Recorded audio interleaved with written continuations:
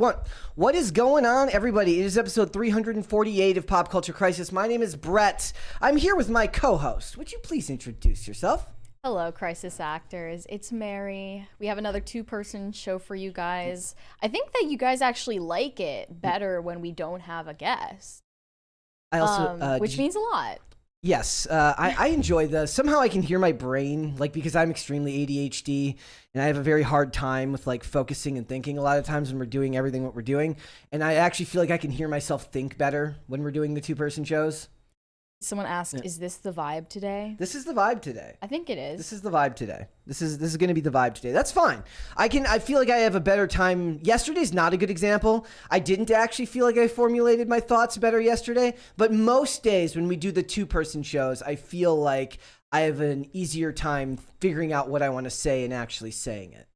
Maybe it was the coffee. Maybe it could have been that. I'm not a coffee drinker. Tim P ordered some Starbies to the castle. Feel creepy even hearing somebody say Starbies.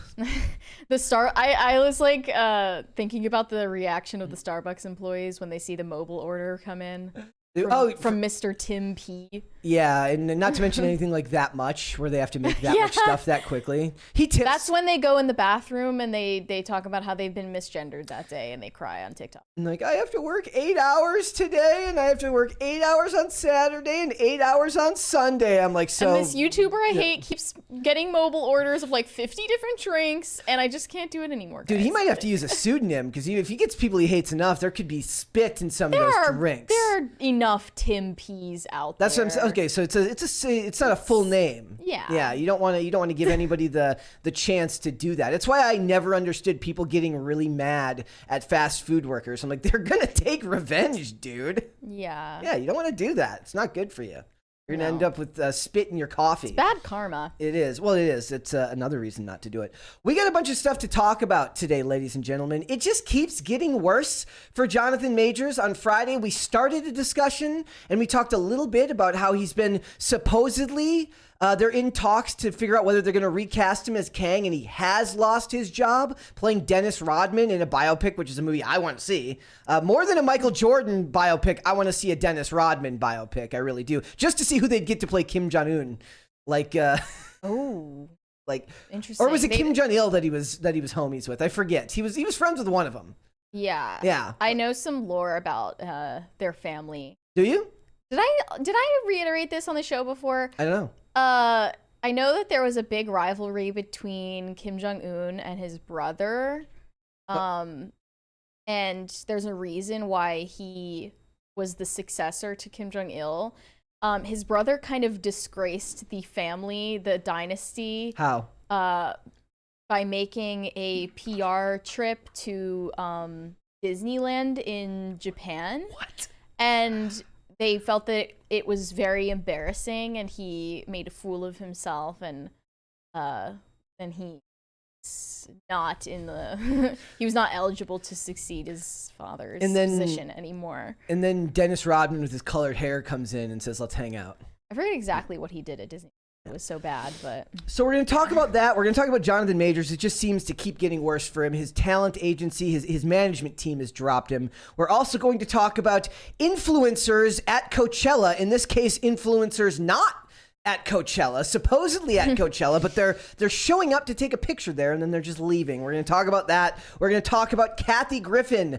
I had a discussion off air about whether it's good to talk about stuff like this because it seems like you're picking on somebody who's going through a rough time right now. She is going through what she has supposedly really bad PTSD. And then I reread some of the things she said on Twitter in the past and all of my compassion just kind of evaporated like condensed water. Like, yeah, it evaporated like water in a, yeah. Okay. So it's gone. We're going to talk about that. We're also going to talk about the fact that Gen Z, if you didn't already guess it, seems to have a problem with comedy and the fact that they've had their senses of humor surgically removed from their bodies. And I've heard that once you remove a sense of humor, it's replaced with a sense of self-importance. So that's probably why. Maybe that's no. If they had it surgically removed from their bodies, who was the surgeon though? That's Dr. Feelgood. I have no idea. The same guy prescribing them Adderall. It was the baby boomer. It would have had to have been a boomer of some, well, you know, surgeons. Or did you see that report recently about like, it was like the Stanford class of surgeons or something like that. And it was like super diverse and everyone had a problem with it.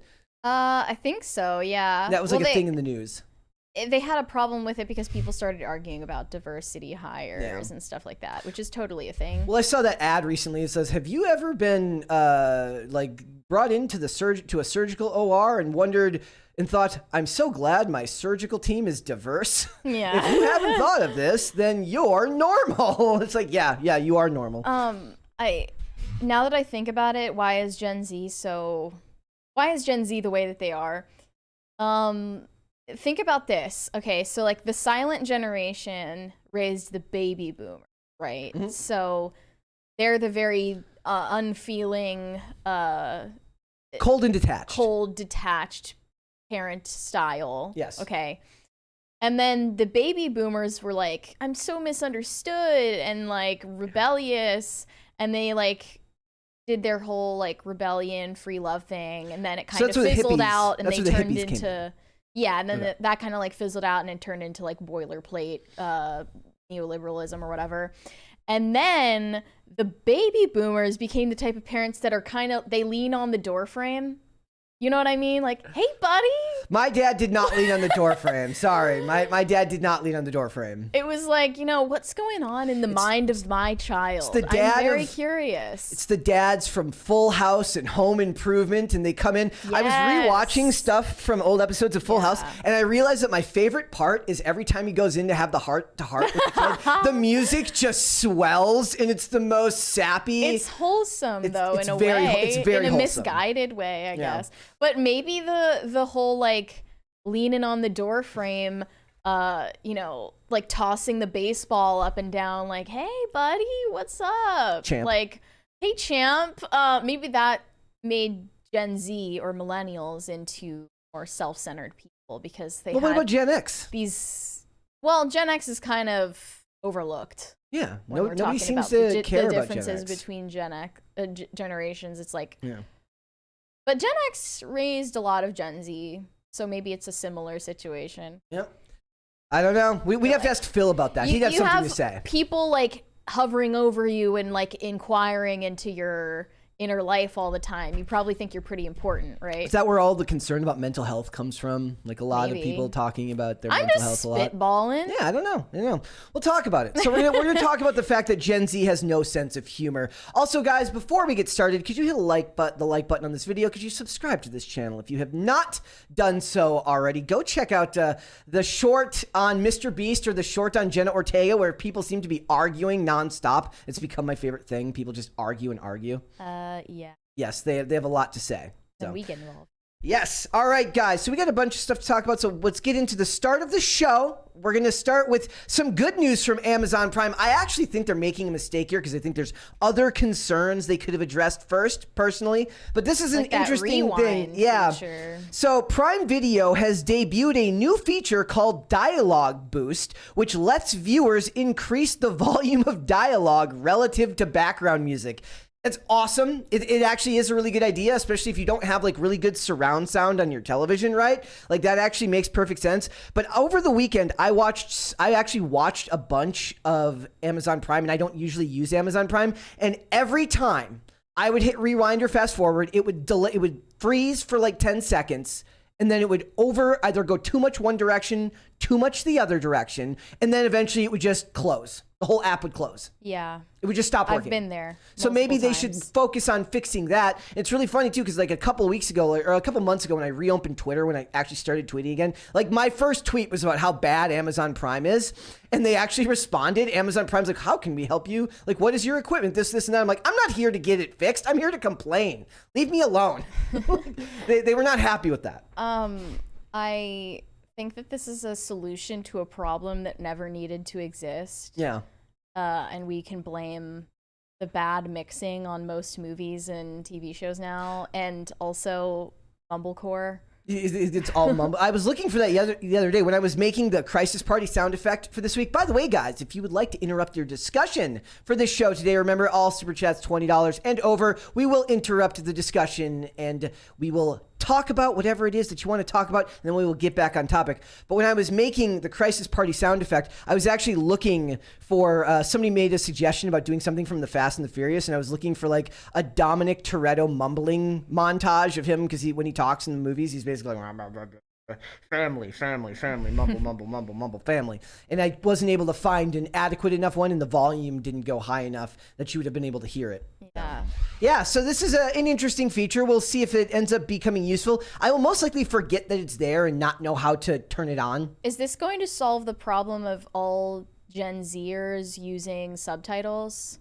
Probably Or is not. that even a problem? I don't know. People blamed it on poor attention spans, but the mixing these days, I mean, it's different. One of the comments at the bottom actually says, but for some movies, the volume of dialogue is one of the ways of storytelling. They're kind of referring to Christopher Nolan, who does do like obscure sound mixing for his projects. It's kind of like it's a hallmark of his production I'm style. dumb, so I don't get Christopher Nolan movies anyway. Well, nobody. What's does, the point? Like I said, one of my favorite videos is that thing of him trying to explain Inception. He's explaining Inception to like a bunch of college kids. He's got like 6 cork boards that all have like diagrams and everything when he's trying to explain time travel to them, and they're just like, dude, what are you talking He's about? literally playing 4D chess. Yeah. Well, he's like 60 chess in that case. Yeah. Okay, so we got that. We've also got some fantastic news from the pop culture political sphere, and that is the fact that Rep. George Santos has introduced a new vaccine bill named after Nicki Minaj called the Minaj Act. And frankly, when you get a photo like this, I say, introduce all the bills you want about Nicki. Her cousin from Trinidad's friend, Yes. dog's other friend, his testicles were swollen after he got a vaccine, right? Yeah, which is why this bill, it says to establish a development period for new vaccines in order to generate public confidence. Imagine fact that Nicki Minaj and Cardi B are steering the political discussion in this country right now. Did Nicki Minaj agree to this is my first question. And secondly, does George Santos know what Nicki Minaj named herself after? I have no idea. And if not, who's going to tell him? I'm a big fan of George Santos in the fact that he has a very, like you said, he does kind of look punchable. Yeah. But I love the sweater vest with the tie. It's extremely I don't know how I feel about that. The sweater vest, the tie, and the blazer over. It's going to be hot. Those gotta be overheating. Glasses are also definitely a choice. Yes. Nicki looks great in that picture. She looks fantastic in that picture. I would name a bill after her too. She's also, a good fake ginger. I got some tweets today because apparently Lauren Boebert said something about like taxation is theft. They're like, now I get why you like her. I'm like, I had no idea her policy on taxes. It's more of a meme than anything. I don't think that most people that say taxation is theft actually believe taxation is absolutely theft. Does. Yes. I do not joke about that. Taxation is absolutely theft. Also, guys, Ice Spice. This was very interesting because it kind of proves that the algorithm doesn't care what your political leanings are or what social group you stand for, right? Her name is banned. Her real name is banned on Instagram. Are we even allowed to say it? Can we say I think so. ISIS? Her real name, it's ISIS, and she tried to post something with her name on it. And they said no go. It got banned on the platform, so now she has to go by her stage name. Thanks, Mom. We actually had a video. Oh yeah, I did to show. All right, I hope it's taking off right where we left it. Is that She's 104? also been mistaken for Old Spice. Here we go. Let me tell you, so we got Old Spice in the building. Now, what do we got coming up next? I don't know yet. Okay, well, man, you're not very smart. Wow. But you are 22 years old, right? Mm-hmm. Now, I'm 21. Okay. I know I can get it. Hell no. Yes, man. No. Yes. No. What's your excuse? I don't have an excuse. But damn. How long do you think it takes to make these? Probably days. Eat this shit. It's giving munch. I am not a fucking munch. You not a munch? I want you to understand, I might hit you. Wow. You know what I mean? Yeah. You owe me $6 now. That's how hot you are. I appreciate that. Let's get it. Thank you. Spice Ice in the building, you heard? Spice Yes. Ice. Give me that. Hell no. Hell no. Spice Ice, my favorite She's Gen Z rapper. Yeah, she's a little bit Gen Z for me, my friend. A little bit Gen Z for me. Another great fake ginger. Yeah. Well, there was actually, did you see that Andrea wrote an article about the ginger side? on She Edie. did, yeah. They were talking about, she has the large list with all the pictures of all the people that have been erased because of the ginger side that are going on right now. Yeah, it's sort of like when they released the Epstein flight logs. Yes. Like this is information that now belongs to the public. Yeah. All right, guys. Also, I do want to talk about this maybe a little bit more intently, and that's about Chance the Rapper. He's dancing inappropriately with a woman in Jamaica. He is married, and people are saying, like, look, he was just celebrating his 30th birthday. The way you're saying it so matter of fact. They're like, hey, give him a break. I feel like this video is just too raunchy to even show on YouTube. Can we not show it? Well, I mean, do you want to? I'm not. Whatever. Go ahead. It doesn't Go bother ahead. me.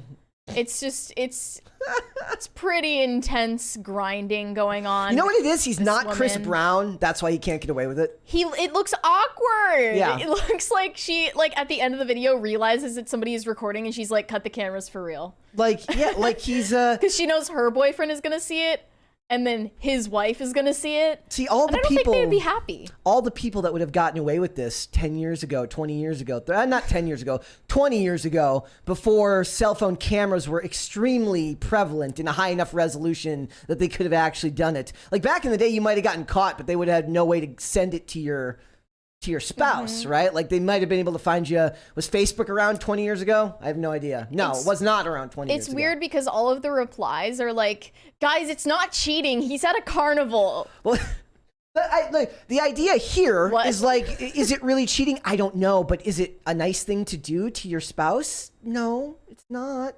It's not. I would say it's cheating, but if his wife thinks it's not cheating, she's just getting cucked. Well, it's their, yeah. Then that's a choice they made as a couple. I guess. Like if you choose to live that lifestyle, that's. But on them. I'm just confused what it being a carnival has to do with anything. I'm telling you, it's because he's not Chris Brown. If he was Chris Brown, he would just not Chris apologize. Brown does this with his fans all the time. Yeah, but Chris Brown's not married, so. Somebody says, imagine what he'd be doing with no cameras around. Yeah, 20, 30 years ago, it was way worse, I'm sure, when people didn't think that they were going to be recorded all the time. Also, Chance the Rapper is being called out in part because he's been publicly a Christian, and spoken out about that in the past. Uh-oh. And now people are like, look at this hypocrite. The hypocrisy. It's not a good look, that's for sure. I just, I would never want to be somebody like that who's in the public eye that then has to, like, you think he looks at that camera and he's like, crap. Well, you can see in the video Yeah. the exact moment when he noticed that somebody was Whoops. recording. You're an idiot if you think that someone wouldn't. He's like right there, he's like, damn, it was so much fun up until now. Yeah. It just went flaccid for him right there. The look Like, of damn it. panic in both of their eyes is palpable. I don't know, man. I just, I think for people like that, it's just a matter of time before you end up getting no caught. class. People have zero class anymore. Yeah. Part of class is not doing shit like this in the first How do place, you but fix another it? part of it is hiding it if you do. Have some decency and do it in private when you cheat. Yeah, hide it. Have some shame. Society needs more shame. Think so? Yeah. How do we do that? How do we bring about a healthy amount of shame? I mean, I don't know if I totally agree with this, but a lot of people have the take that shame is essential to eroticism in any context. $20 one right there. Oh, we've got one from Clef the Misfit. He said, Brett, is that a Marlins hat? Are we finally getting some Miami representation? Also, married taxation is not only theft, but actual extortion. You can argue whether that extortion is justified, but that's by definition what it is. I don't care about having this debate with you on a show about pop culture. By a violent state that has a monopoly on... Okay. It is not a Marlins hat. What it is this is the Minnesota Twins' new away team, like away hat. So when they're on the road, this is the logo they wear. It just debuted this year. So, yes. So now you're saying there should be a certain amount of shame in eroticism, not neuroticism. That's different. No. Eroticism. Because if everything is on the table and everything is appropriate, then like, what's exciting anymore about that? Also, like, I've been thinking about this more. The way people dress is, and what the revealing things that both men and women are wearing these days as just normal streetwear is kind of crazy. Like, do you see a lot of that? Oh, we have a $20 one right there. Cloud Roth said, I know a lot of people don't like rap, but Chance's album Acid Rap is a 10 out of 10. Super unique, not like most rap, worth a listen. I love rap music, so you're never going to hear me hate on rap music. That's not a thing at all. Rap music is one of my favorite I'm sure genres. he's talented. Yep. So so what you're saying? Yeah, but I was just thinking about like what women wear while expecting men not to look is crazy. Like the expectation of that nobody look at that sexually when you're basically naked is insane and almost delusional on the level of like men in the Islamic world who expect women to cover their entire bodies. It's like you're imposing a rule on somebody else to manage the chaos that's going on inside your own psyche. Yeah. It's not pragmatic. So women are in the Western world, on the other hand, are dressing basically half naked or almost fully naked and are expecting men not to look. It's like putting a burqa on the men. I don't do it for you. I do it for me. Like I was actually watching a video about that this weekend where the guy's like, then why don't you dress like that when you're at home alone? Why do you dress like that when you go out in public, but not when you're home alone? Like this woman in the video is basically naked. But I like this comment. Somebody says, he was just dancing till he started slapping. So you can actually pinpoint the moment it became inappropriate. Really? It's like, this is a huge cope. It was fine until then.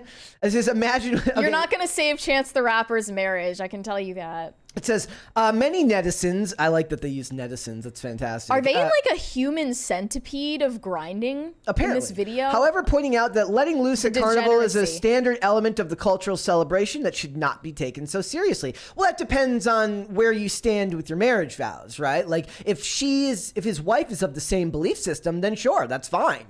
But it doesn't, judging by his reaction, I wouldn't call it fine. I would call it consistent. Okay, consistent. But judging by his reaction here to being videotaped, that's not likely what her belief would be. How are you a celebrity in 2023 at a public event and you're surprised that someone starts recording you? You know what it is, too? Celebrities must have loved when masks were a thing. Like more because they could just cover up their face when they were behaving badly. Leonardo DiCaprio when they just weren't wearing makeup. Yeah, Leonardo DiCaprio still goes out with like a mask on his face. Now like everyone's not wearing masks and they have to go back to being recognized everywhere they go. That can't be good. I don't know. I feel like he might get recognized with or without a mask. Really? Leo. Oh, right? Leo? Like he's turned into like a hunchback of Notre Dame kind of like he's kind of stocky now. Yeah, I don't know what happened with that like physiognomy profile, but he does not look the same as he used to. He's he's getting older. And I would believe it if he were wearing a mask for health reasons. He is kind of a nut job. Everyone bringing up his wife dancing, especially at Carnival, not that deep. You could dance with a stranger and never see him again, married or not. I don't think the never seeing him again part is really the point here, is it, Mary? They're saying that's justified because of that aspect of it. You could technically sleep with a person and never see them again. Yeah, it would still be cheating. That's insane. Yeah. Chance has not publicly addressed the statement. And why would he? Like, imagine being like getting that call. They're like, would you like to make a statement on the fact that you got caught grinding on another woman that is not your wife out in public? And he's like, no, I would not like to make a statement on that. I would actually like to avoid making a statement on that. This is just gross. I think even if this guy were single, it would be a trashy thing to do in public. I don't even if he were single, I know you don't care, yes, but even if he were single, I think that any woman who is a prospect who could date him would look at this video and be like, if she has any morals, be like, yeah, I don't think this is the type of guy that I would want to be in a relationship with. I mean, I think that might have been a more common thing for a girl to think 20, 30 years ago. These days, I don't think that that's as common of a thing to think. Yeah, which is why, honestly, feminism has made women see themselves as sexual objects more than anything. But it's not their fault because men created TikTok. I actually have no idea if that's true. Did men create TikTok? I'm sure they did. I don't know. I have no idea.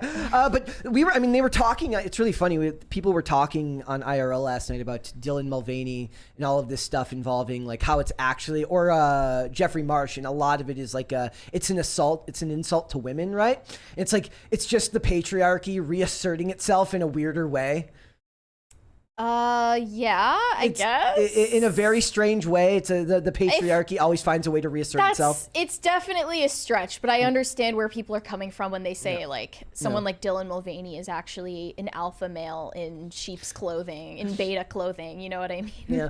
But remember, it was his 30th birthday, and what happens at Carnival stays at Carnival, apparently. Yeah, but is it cheating if it's at a carnival? Let us know in the chat, guys. I don't know, man. Like what happens at a carnival stays at a carnival. It just makes you just have to wonder about what's going to happen with his wife. Hopefully they have a productive discussion about it and they work it out. That would be my hope. Yeah. All right, guys. We've got cringe of the day and cute of the day, the yin and the yang of these things. What do you want first? Balance. Do you want cringe first or do you want cute first? I think cringe first and then wash over us with the cute afterwards. I think that the cute should go first. All right, we're gonna do cute of the day from Chance the Rapper. We got a couple of them here, guys. We got so I've asked people to please, if you want to have your pets, your very adorable pets, featured in this segment, to please tag me and the hashtag PCC Pets on Twitter. That way people can see it. This one right here is from Skeletal Remains on Twitter. He tagged me and you in there in PCC Pets. It says, these are my two cute of the days, Apollo, the husky, and Luna, the Boston Terrier. That's another dog named Luna. Now, by the way, we now have two Lunas in the chat. So here we go. There's the husky. That is adorable.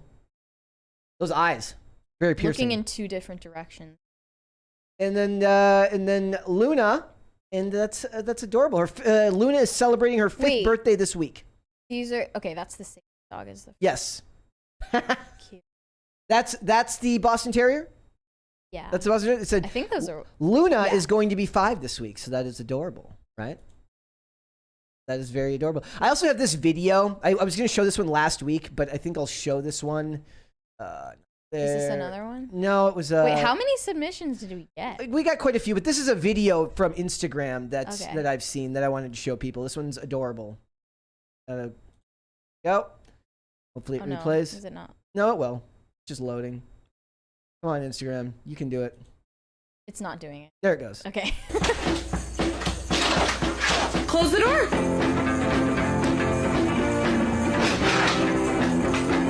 Selfie. On my way, Mum. Here I am.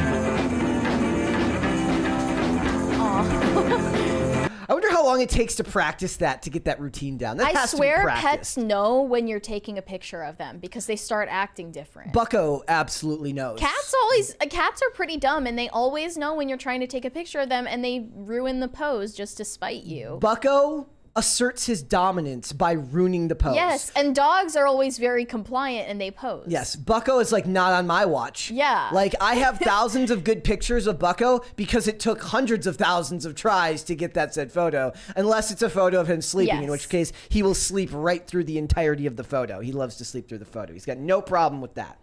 We got that, and then we got one more here. Okay, so this one is from Sultonio Banderas. That is an amazing username. It says, Tito is the poodle mix, black and white, and Nika is the Palmsky, white. I took the liberty of adding the RIPs, Skeeter the Pomeranian, 13 years, passed in 2021, and Bailey the Husky Shepherd Mutt, 13 years, passed roughly 6 to 9 months ago. Well, I'm sorry for your loss. So here we go. That is an amazing... That is adorable. Kind of unhinged. Yeah. Oh, with the American flag in the background, it kind of looks like it's doing a karate pose. Yeah. It looks like it's doing martial arts. I like when dogs get on their hind legs. Oh, adorable. There's this one like TikTok dancer that like it's on Instagram that has one where she dances with her dog that gets on its hind legs, and it's on its own. On its own. I love that. Yeah, and it's like I'm watching it. I'm like I can feel my brain cells dying as I'm watching it. It's like it's the definition of content.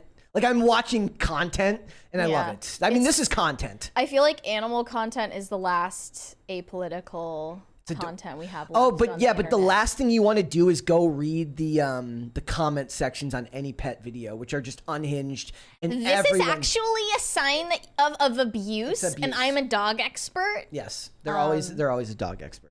Thank you for your submission. Thank you guys. We will continue submitting them, and we will try to do 1 to 2 every day, so everyone can has some cute washed over Everyone them. can be seen, heard, and validated. Exactly.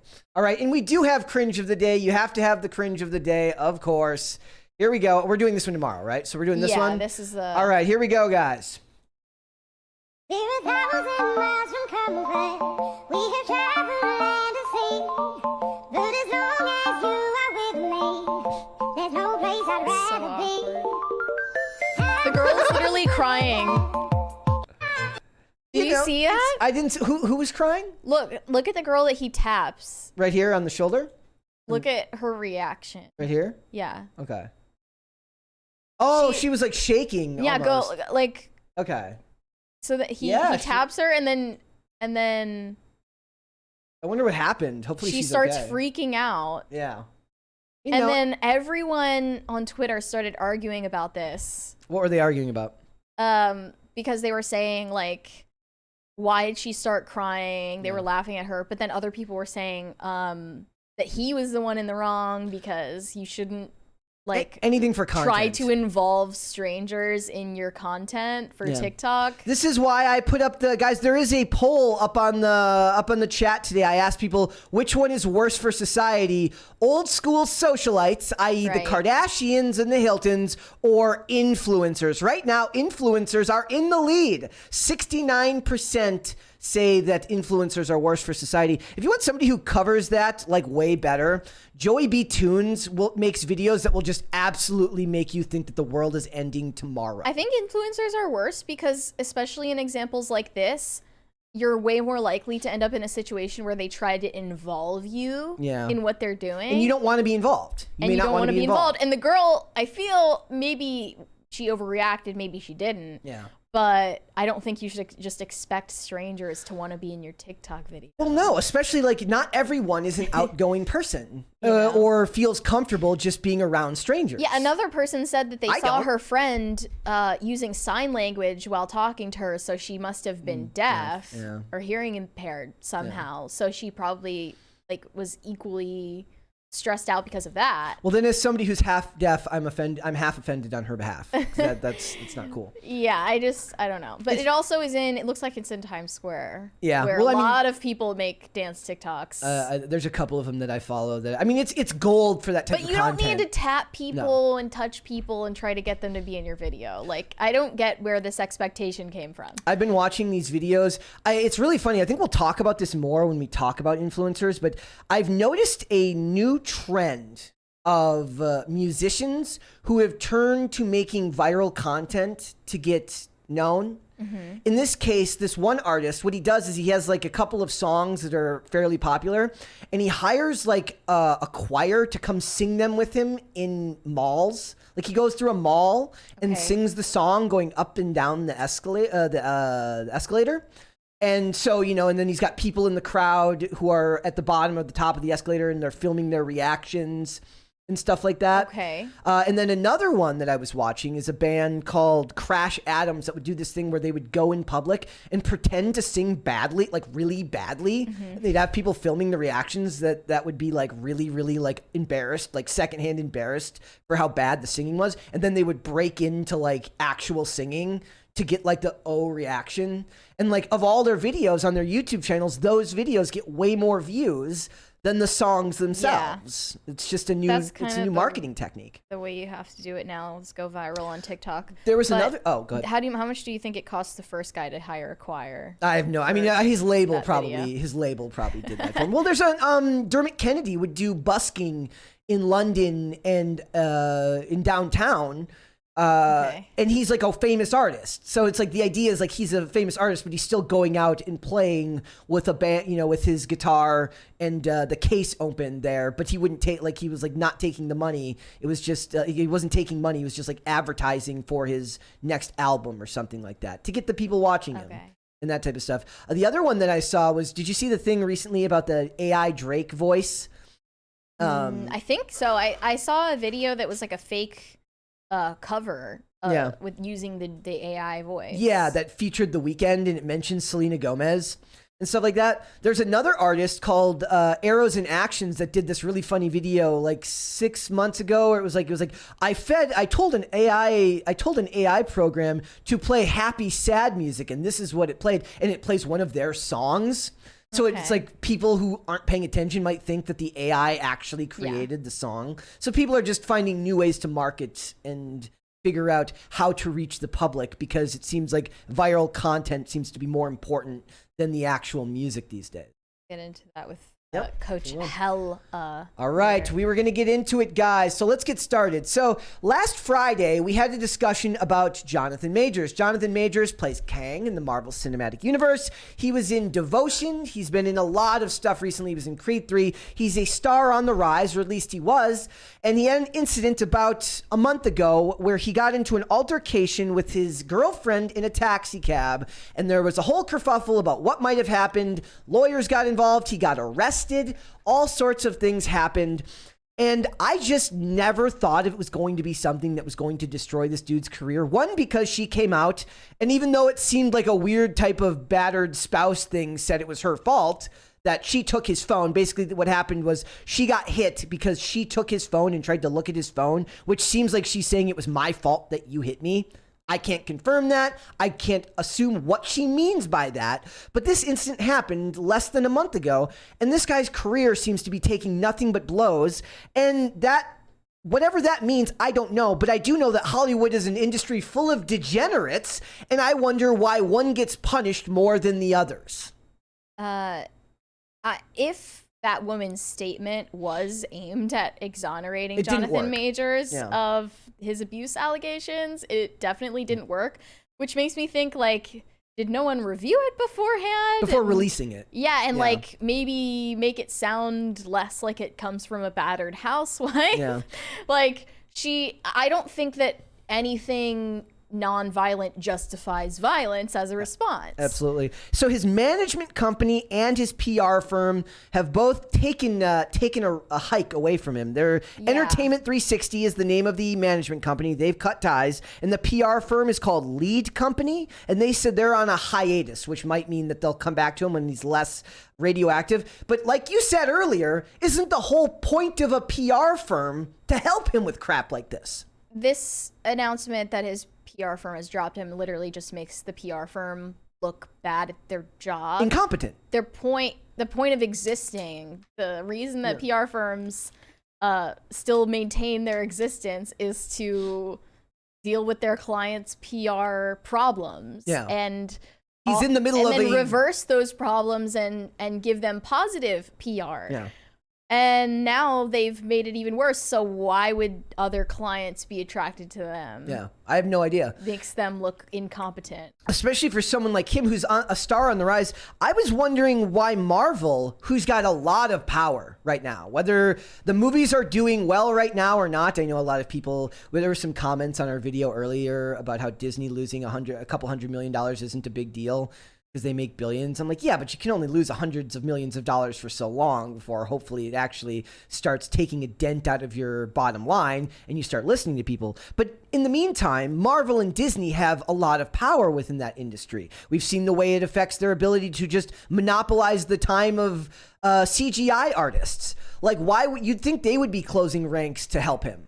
Like, I know that people would think that they're going to cut ties. I don't think of Disney as the company that cuts ties because of bad PR anymore. I think of them as a company that would want to just try and protect him. Is this showing the difference between the way that DC reacts to Ezra Miller? They're more like and the DC. way Marvel reacts to Jonathan Majors. They should be more like DC. But on the contrary, the Flash is a far less important character in the DC. Or they should be less like than DC. Kang is for the MCU. I don't so even know more what is my resting on him. Yeah, and they're not the same cases, so I'm not comparing these as a one-to-one No. situation. Obviously, what Ezra Miller done has been caught on camera multiple times and is proven over and over again to be a Been menace to corroborated society. by like hundreds of people. Yeah, so like that is very different than a single incident like this where I can't corroborate. I don't know anything about it. I don't see a pattern of behavior here. So other people have spoken about how he's got a reputation in that industry, but that's all secondhand information. I can't speak to that. I can only speak to the idea that Hollywood is an industry full of bad people, and they tend to not have a problem with that type of behavior as long as the person's going to make them money. But I don't even remember the last time I remember a PR firm actively dropping a client was Kanye. Yeah, they did. CAA, like he And got in left by CAA. comparison, that scandal was so much larger. Yeah.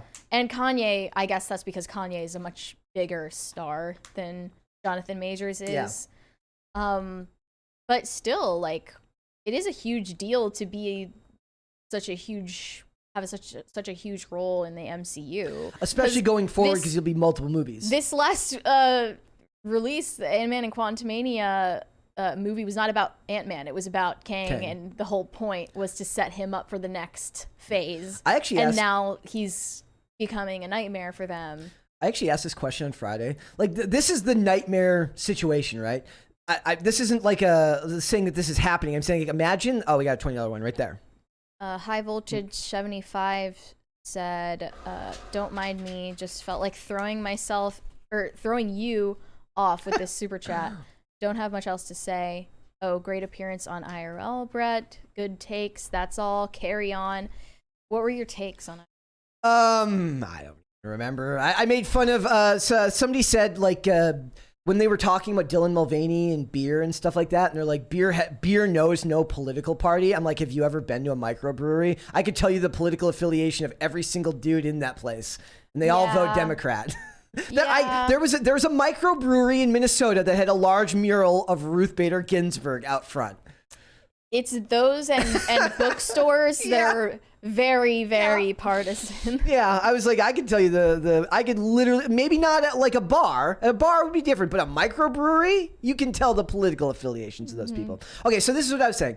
Given how interconnected everything at Marvel is, right? Like, imagine 20 years from now, you find out that some major character, like the actor, ends up being like a serial abuser or something, and they have to figure out he's now in 19 movies of ours. Can we just get him out of 19 movies? Do you put a disclaimer? Yeah, like we do not endorse the behavior of so and so. I'm not going to name any names. Imagine I if don't every know. movie, in part financed by Weinstein's production company, had to put a disclaimer in front of their movie that it was funded by a serial abuser. But they haven't done that. People have asked about that too, because like Dimension Pictures was big, Miramax, like all that stuff have said like maybe they should put those types of warnings. I'm like, you're actually Streisand affecting it. Of course. If you do that, because normal people who don't care about this stuff don't know the name of the production company that Harvey Weinstein ran. Nor do they care. A lot of people, I'm sure, are not even all that aware of the scandal of Me Too and Harvey Weinstein. And I don't know about that. I think the average person knows about the Me Too. reaction when Epstein died under mysterious circumstances. Did you go outside and feel like anybody cared? No, nobody cared. Did you go to the gym and feel like anybody was, kind of off their routine, off their daily routine? Yeah.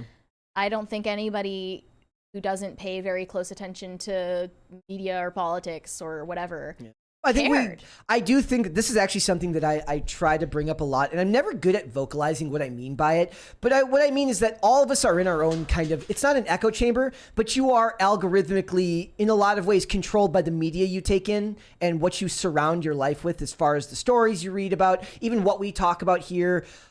You take for granted that normies exist. One of my favorite things to do is when I go look at someone's Instagram page, right? And I go look at their following list, and there's just glorious, nobody political, nobody left, nobody right, just people in the media, like women following hair care brands and stuff like that. They're not interested in politics. They don't care. And I think that that's in a lot of ways wholesome.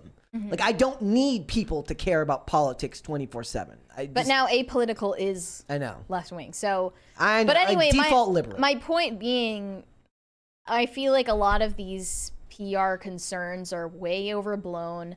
The talent agency dropping him, the PR firm dropping him. This would have disappeared. They're operating as if everybody else is just as plugged in to the ins and outs of the entertainment industry as they are.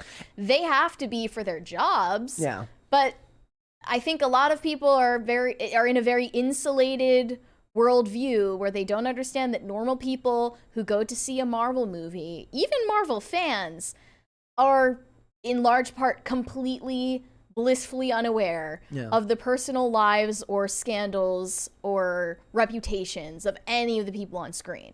And it's probably gonna stay that way. And it's probably better that way. I don't know if maybe part of this is contractual because legal's involved. He is being charged. So this is a criminal. This will end up going to court. If maybe there's contractual obligations with these talent agencies that require them to cut ties with him because of it's just pro forma. They just have it in their contracts. If it's criminal activity, you get dropped. You get dropped. But if it's just an allegation without a charge, what then? Then maybe the idea is that the allegation can happen to anybody. Yeah. So then the hope would be that they wait it out and look for evidence, right? You don't just drop somebody because somebody made an allegation that can't be proven. That's what I would hope. I would not want them to just drop somebody because somebody said something on the internet. You'd need to, at the very least, you'd need substantial evidence to prove the claims. I am going with my gut because there's no way you can ever know, and I think something probably happened where he was at fault. Okay. And also, it doesn't matter.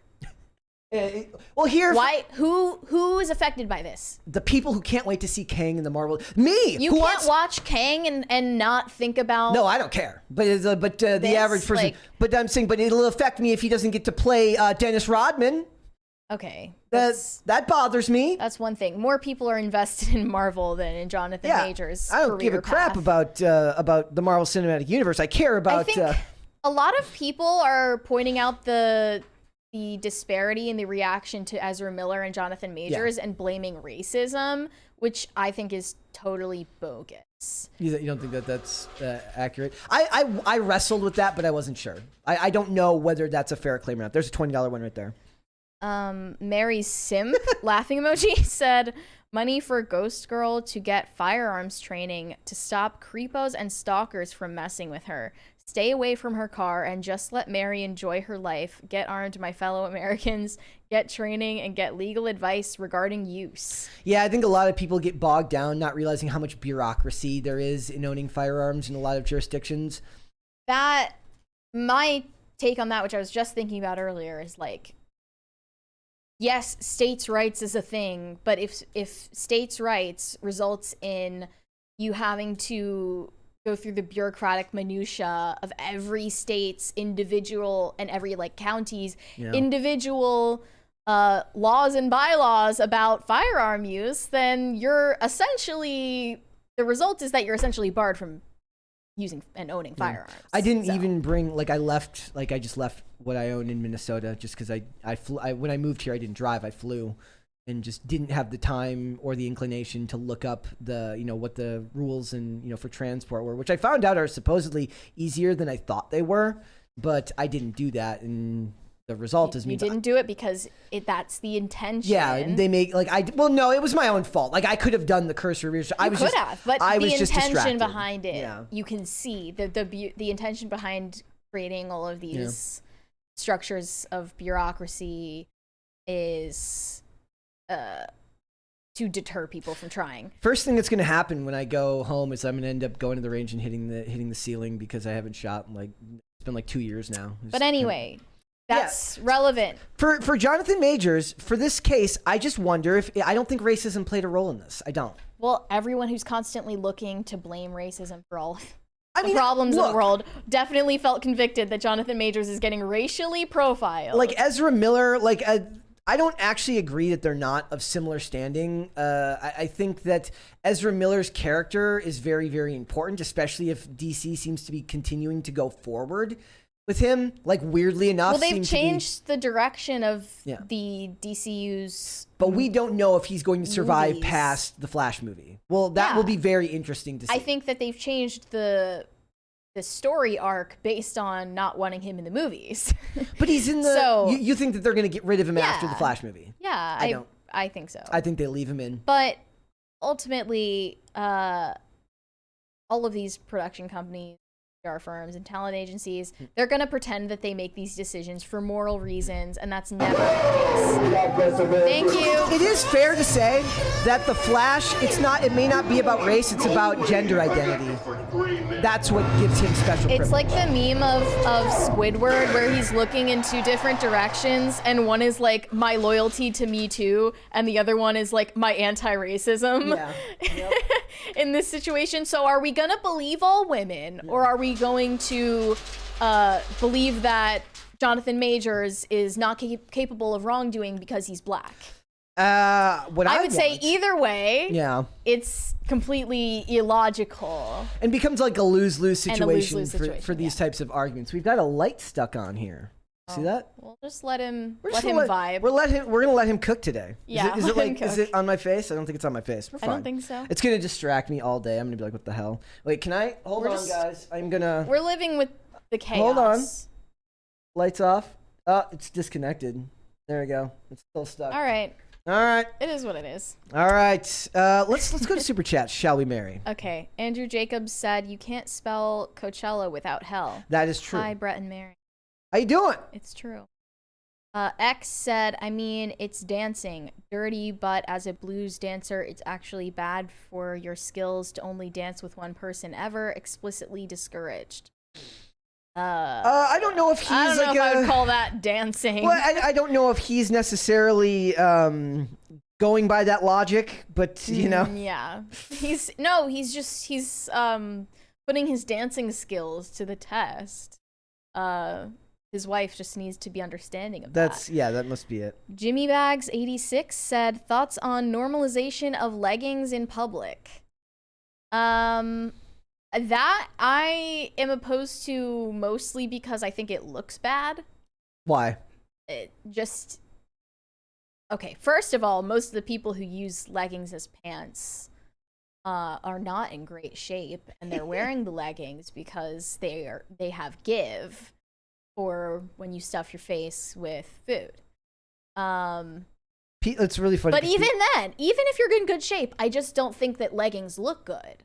It just looks super low effort, and you just look like you didn't even try to put effort into your appearance. Me and my black sweatpants literally almost every day. At least with sweatpants, no one has to look at the contours of your cellulite or whatever the hell is going on underneath your clothing. Yeah. Like, I just don't think it's tasteful. And yeah, it's immodest, but more importantly, it's unfashionable. I think there's any other podcast in the world right now with as much focus on modesty as there are. Trust me, there are. Are there? I listen Okay. to them. It's really interesting because it's just I wonder, because I would have never experienced that type of discussion. I just don't think I would have had that type of discussion outside of when we started doing this podcast together, because I just don't have a bunch of friends that are religiously convicted nowadays, if that makes sense. I don't even think it has to have anything to do with religion. It's just wanting to look like you care about, you have standards for how you look and how you want other people to perceive you. Like, yeah. That's something anybody can get on board with, I hope. All right, let's do one more and then we will move on. No Tax Good Tax said taxation is the price we pay to have TikTok trends. That is a horrible fact. Is that then I don't true? want then I don't want either. I don't want taxation and I don't want TikTok trends. What is the connection? That's horrible. What is the connection? That's horrible. All right, guys, we're moving on now, knowing that. And speaking of TikTok trends, guys, there was a very interesting article written by a woman who says that I'm an influencer. Here's why a lot of us fake actually going to Coachella. Yeah, this is a TikToker named Lauren Gray, who has been to Coachella many times. But she decided to expose that a lot of influencers don't even bother to buy tickets to the event, and they just go out to the desert and take outfit pictures in a few different outfits and schedule posts saying like Coachella day 1, Coachella day 2. Let's show her video where she explains this. Is that right here? Yeah. All right, that's a still. We're looking for is this one right here? Rush. Right there. Okay, hold on. Let me do volume here. I remember it's loud on TikTok. Personally seen anyone talk about this, but I think it's hilarious and I have to share it because it's Coachella. It's not on the Coachella's screen. like the influencer. Okay, I haven't personally seen anyone talk about this, but I think influencers or a lot of influencers don't even go to Coachella, and I think that this is such a wild fact. They'll go out to the desert, get like an Airbnb, stay with someone, get their outfits, get their hair, get their makeup, post up Coachella day 1, Coachella day 2, and they don't go to the festival. They don't have wristbands. They just drive their little butts out to the desert to take Instagram photos, make TikToks, get ready with me's, whatever, and then they drive back. And that's it. So if you feel bored, The world is fake. Are you surprised to learn this? No, because the first thing I thought of was the people going to BLM rallies and taking pictures and then like, I'm out of here, bye. True. That was the very first thing I thought of, is that But that comes with all the moral baggage. Yeah, events are now a form of social capital, so you just go and take your picture. What the very first thing I thought about, like a funny version of this, if I was to make like a joke video, it'd be like a Midwestern, like a Minnesota influencer pretending to go to the state fair. Like going out, taking it's stupid, but it's like you'd go out, take a picture in front of the state fair, but you're like, I don't have time to go in there and eat all that fried food. I'm out of here. Just Photoshop yourself into a picture from the fair. But I think that Coachella, like award shows or like the Met Gala or any of these celebrity events, it is losing relevance each year as we go on. And they're having trouble actually getting people to the event. It's also more expensive and less convenient to go every year. I found this article that said, I'm 29 years old and I'm too old for Coachella. It's just sad. And she was talking about how different it felt to go when she was 21. And like, it was in 2014 and everyone was wearing flower crowns. It had a lot less demand so that the grounds were smaller. You didn't have to lug yourself around like a 40,000 acre property. That's how Frank Ocean got hurt. He was on a motorcycle because the grounds are so large. They were on like dirt bikes or something to get around, and that's how he got hurt. And that's why his performance was so horrible. Yeah, I don't know how people at this event don't like die of heat stroke regularly, but you have to walk a mile to just get to the entrance in the desert to just get into the event. And by then you're like delirious and there's, drugs involved and drinking. Do you think part of this comes from you don't even know where you are? Do you think part of this comes from like the prevalence of like travel influencers? The people who get to, they literally just get, they just get paid to just travel around and look important at spas and villas and stuff like that. Okay, if an influencer gets flown out to Dubai, it's because she's in a sex trafficking ring. Or she's going to be asked or the sugar daddy is going to ask her to do very, very unenviable things. Right, yeah. So Dubai, that's crossed off the list. But I think the best travel influencers are the wedding destination photographers, because at least you're doing that for a job. Tom from MySpace. But your job just existing in this place and then posting about it saying, take me back. Yeah. It's the meme that says I'm taking my kids, my daughter on a bunch of vacations so that she's not impressed by your dusty ass trip to Miami. Girls trip. Yeah. Like, okay, no, but that's what Tom from MySpace does now. He's a travel photographer. That's great. When he sold his I love that for him. Yeah, he gets to just travel around and take pictures of stuff. And increasingly Coachella is just about wearing something and posting it, not actually seeing musical acts. I remember when we talked about the video of the girl dancing in the Sam's Club and everybody was making fun of her, the old video from COVID, right? Well, that's Enola Beddard and she is now a very famous dancer. And I still remember last year she did like all my outfits at Coachella like beforehand. And here I am lapping it up like a total loser, like watching all of it. But she's also, I think she was performing as like a dancer on stage for one of the acts. So that might have been different. Okay. And she also did what's the other one? She did the influencer one, not Coachella, but Revolve it's Revolve. Festival, which we talked about last year. Yeah. Because that was like actually very close to when I first got here. Yeah, feels Revolve like a Fest was like Fire Festival 2.0, but now Fire Festival 2.0 is actually gonna happen. And now this year it was an invite-only event. Again, much more exclusive to the point where they invited a musician named Pink Panthers, who mostly has gone viral on TikTok, and nobody there knew her. Seemingly, I would never. This is why I will never go to a public event, because I don't want to be this. I don't want to be in this position. She had to address the situation. Someone took a video from her performance where she was literally begging the crowd to give a little energy. You can lay on here and be like, that's fine if you're tired, it's very hot, but for all those that have energy, please provide it for not just me, but for everyone around you, please. I feel bad for her. I do. I'm from the UK, like, come on! No. She had a little bit of a response there at the end. Yeah. I'm not going to beg you, though, only if you want to. She's like, yeah, Well, you did just beg them. like, so. I'm not going to beg you twice. That's Yeah. it. We got a $20 one right there. Oops. Sorry, I accidentally closed the super chats. From guitarist Gabe.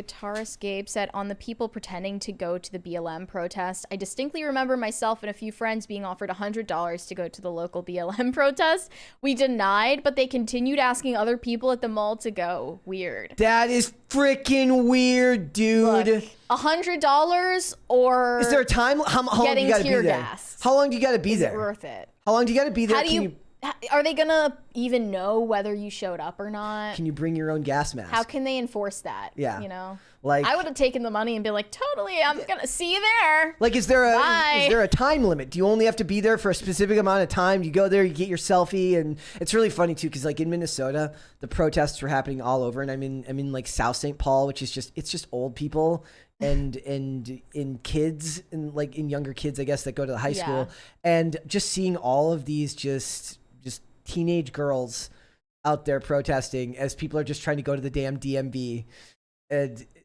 it was kind of surreal in a way. Yeah, many have theorized protest is the replacement for art in our day and age. Kind of, in a way. Like it's a lot less. It takes a lot less talent to go to a protest. Yeah, I So. remember distinctly Madison Beer taking all those pictures at BLM, and people exposed her for doing it just for the photo op, but it's like, if you didn't know that these other influencers were doing that before, like, you're clueless. It's why I'm so adamant about not ever, like, it's not just enough to not be an activist. Your goal in life should be anti-activist. I don't believe you most of the time. Even if you believe what you're saying, a lot of times I feel like a lot of the activism is misguided. And, you know, your goal should be to not be an activist about anything. For some people called activists, they're really do-nothings. Yes. Layabouts. Yeah, they're layabouts. I wanted to also play this video of Pink Panthers from a different performance where people theorized she was quiet quitting. This one? Yeah. All right, here we go. She does look like she just would rather be anywhere else. Just blatantly lip syncing. I want to get a copyright. Also has her handbag on her shoulder the entire time. The song is horrible. Like, so Like, is she drunk?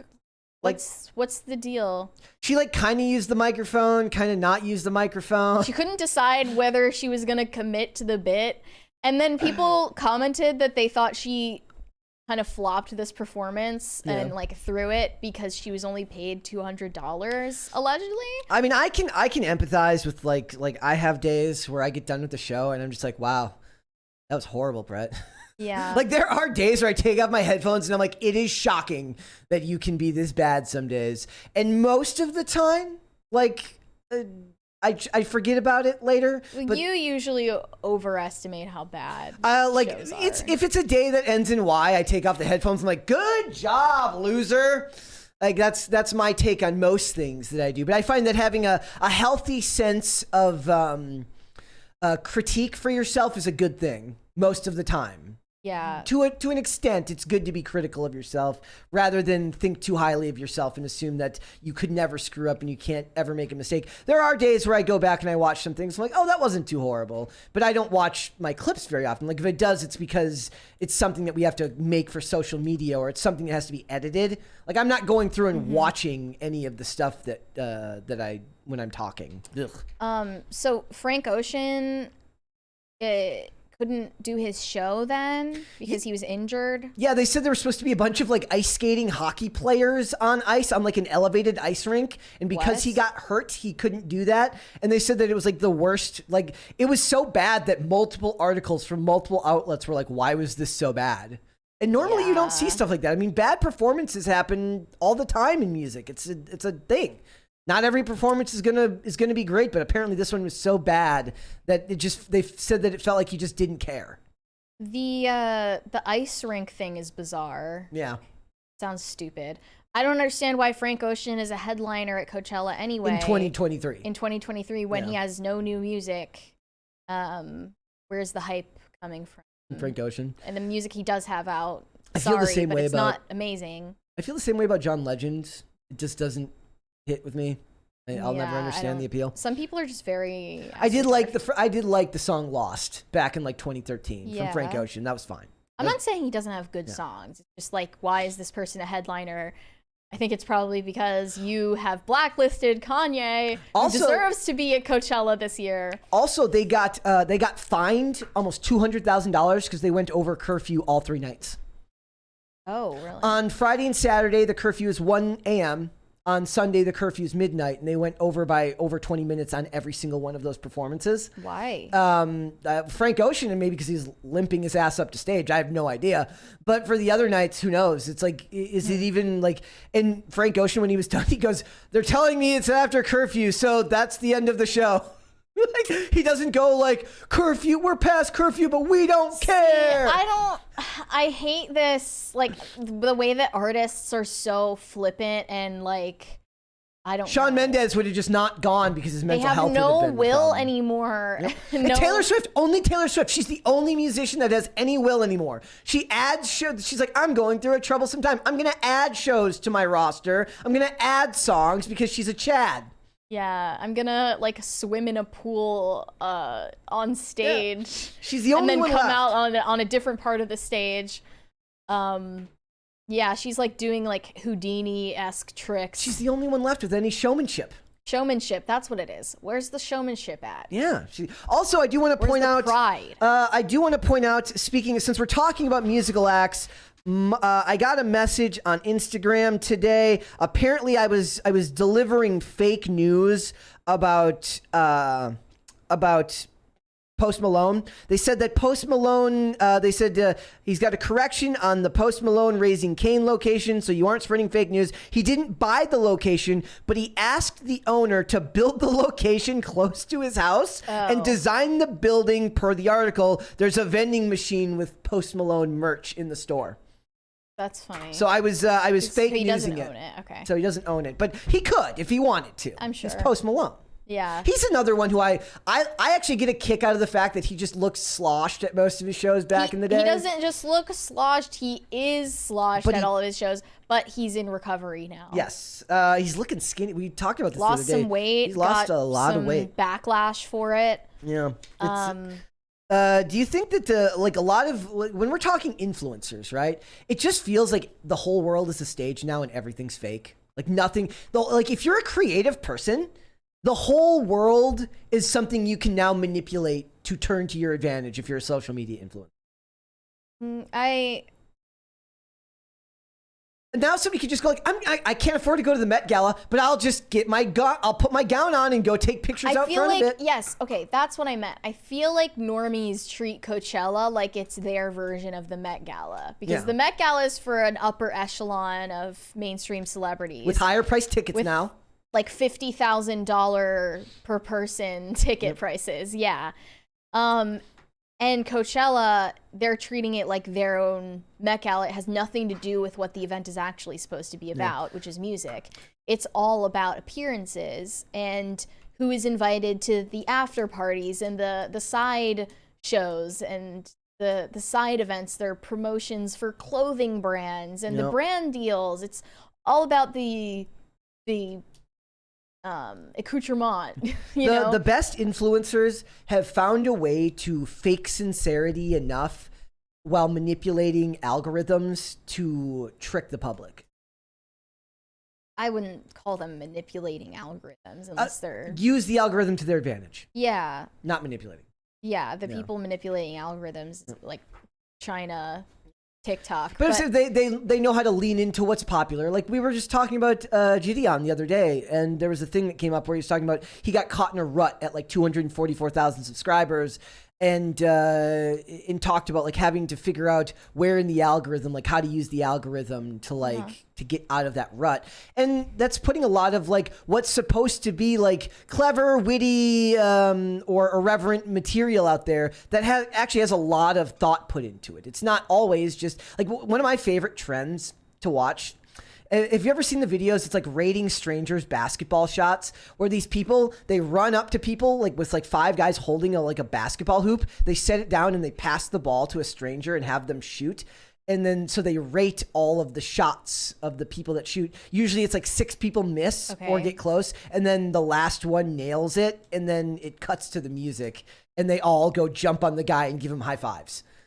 Yeah, like that's just fake. That's an idea that somebody came up with. They're like, oh, that's clever. So somebody's watching that, like that could happen to me one day. No, not really. What about Dude Perfect? Yeah, remember that? Yeah. That's real. Yeah. So it's everything. You should approach everything you see on social media and with influencers with a heavy amount of skepticism. I just like that nobody cares about Coachella anymore, and James Charles like assless chaps. Yeah. All right, we got some super chats there, Mary. Okay. Sorry, I got lost here. Philip Reed said just rewatched 2008's Speed Racer, and it was weird to see good family with strong father figure in a movie, and John Goodman nailed the role. John Goodman is great. John Goodman is... I put a thing out the other day where I said actors that can do both good guys and bad guys. John Goodman is an actor that can do good guys and bad guys. He's great. I've never seen Speed Racer. Also, if you didn't see, Avatar, you could say Avatar is a movie with some decent family values, right? Yes, just not pro-human. Yes, just not pro-human. Have you ever seen the Saturday Night Live skit with Ryan Gosling, where he's like, he talks about how they use papyrus font for the font for Avatar? He goes, and this guy, this professional, he just got away with it. And she goes, Avatar, like the movie from 2009? He goes, yes. And she's like, I heard they're making a sequel. He goes, they changed the font, right? They updated it. She goes, oh, I don't know. It looks the same to me. And he flips the table in the. No, they did update the font though. It still looks like a vaguely papyrus font, which should be relegated to nothing but massage parlors. Whoever created papyrus font. Massage Envy is the only place that should be using papyrus font. It's the only one. Or Thai restaurants or there something. There you go. James Ornthal Wen said, why assume she's deaf and not a hip hop head deaf? Ah, like Def Jam Records. Good question. That's a very good question. I didn't even notice the shaking in that video until you pointed it out. Well, yeah, she goes and she starts like crying on her friend's shoulder at the end. I didn't notice that. Like, shows you how close the guy who posted it definitely knew. Nathan Koss said someone posted the Army commercials he made on YouTube and they were so good, it's a shame they never got aired. Yeah, I mean... I thought they did get aired. They just stopped airing them. No, they were supposed to come out the final 4, and then like they were like like that's why it was such a big deal. Like it was like the week they were supposed to come out, and some poor Army recruiter and advertising agency that works for the Army is like, what the hell are we gonna do now? They got paid. No, it's fine. X said there are different subcultures. If you don't communicate a relationship boundary to suggestive dancing, it's imaginary. There should be. Oh, there's a different one where they said that we should cosplay Tim. I would not be able to cosplay Tim. I don't own the right beanie. I don't either. I don't own the right beanie. As for the first tweet or the first super chat, what did I say? Tweet. What do you think? I mean, you don't think that should be implicit? The problem with it? Wait, With the dancing? I don't really understand what the super chat is even saying. I mean, I'm assuming what he's talking about is like the relationship boundary about dancing with somebody that's not your wife. This is just more of like, we need to make contracts about sex. Like, what is wrong with you? I'm sorry, not like you particularly, but like, we're not so autistic as a society that we need to write contracts about everything. It doesn't all need to be explicitly said like that. It doesn't need to be, you know, litigated. Like, it shouldn't, but we it is. know what's appropriate. Yeah. We know that. If anything needs to be made explicit, it's when you go past those lines. Yeah. You know, when you intend to not have boundaries. But other than that, like, I'm not gonna act like it's normal that he's like grinding on some naked woman while he's married. It's not something that needs to be made explicit. And you can't even possibly come up with all the infinite amounts of hypothetical situations which his wife would not feel comfortable with. That's impossible to do. Let's do one more, and then we'll move on. Disco Jensen said, influencers in social media is the bane of society. Too many low intelligence people have way too much popularity and reach. Viral trends were mobs.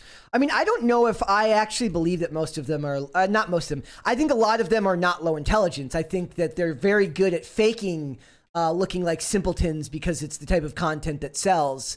You know, it takes a lot of effort to look that dumb sometimes. Look, the lowest IQ content that you watch, like if we're talking movies and television that you love that's like very dumb, it still takes very smart people to make. Meaning camera operators. A writer has to know the tone of what you're making. There are people who are good at making content that's supposed to be dumb. I saw someone complaining that like gambling propaganda in sports media has gotten way worse. Oh yeah. It's also worse in gaming media too, just from Twitch streamers and YouTubers, even targeted at children. And this is a pervasive problem. It's only getting worse. And there's so much gambling propaganda. Then somebody said this really impactful observation about it. The quantity and quality of stimuli out there that can ruin a mid to low intelligence person's life who has little impulse control has ballooned in the past like decade or two. Yeah. And it's only going up from there. I think about that too, because for me, okay, so in recovery, drinking wasn't my thing. So like I can look at advertisements for alcohol and stuff like that. It doesn't bother me. Don't think twice about it. Doesn't affect me. But if I watch movies, I still have to be very cognizant about what media I watch that includes use of specific drugs, right? Like I can watch like we watch Cocaine Bear. It's kind of a joke. It's funny. It's not the same thing as watching a serious movie where there's heavy drug use. And it's implementing situations or scenes that look similar to something you might have done or experienced, which can be very, very almost an assault on your senses in a way, like if it happens quickly. But it's still your responsibility to know when something like that's coming or to handle it. But if you're a gambling addict and you watch, there's so much of that, whether it's on Twitter. Like I see sportsbook ads all the time on Twitter. And I don't follow any sports accounts on Twitter. I follow more sports accounts on Instagram. So it's just, it comes from all sides.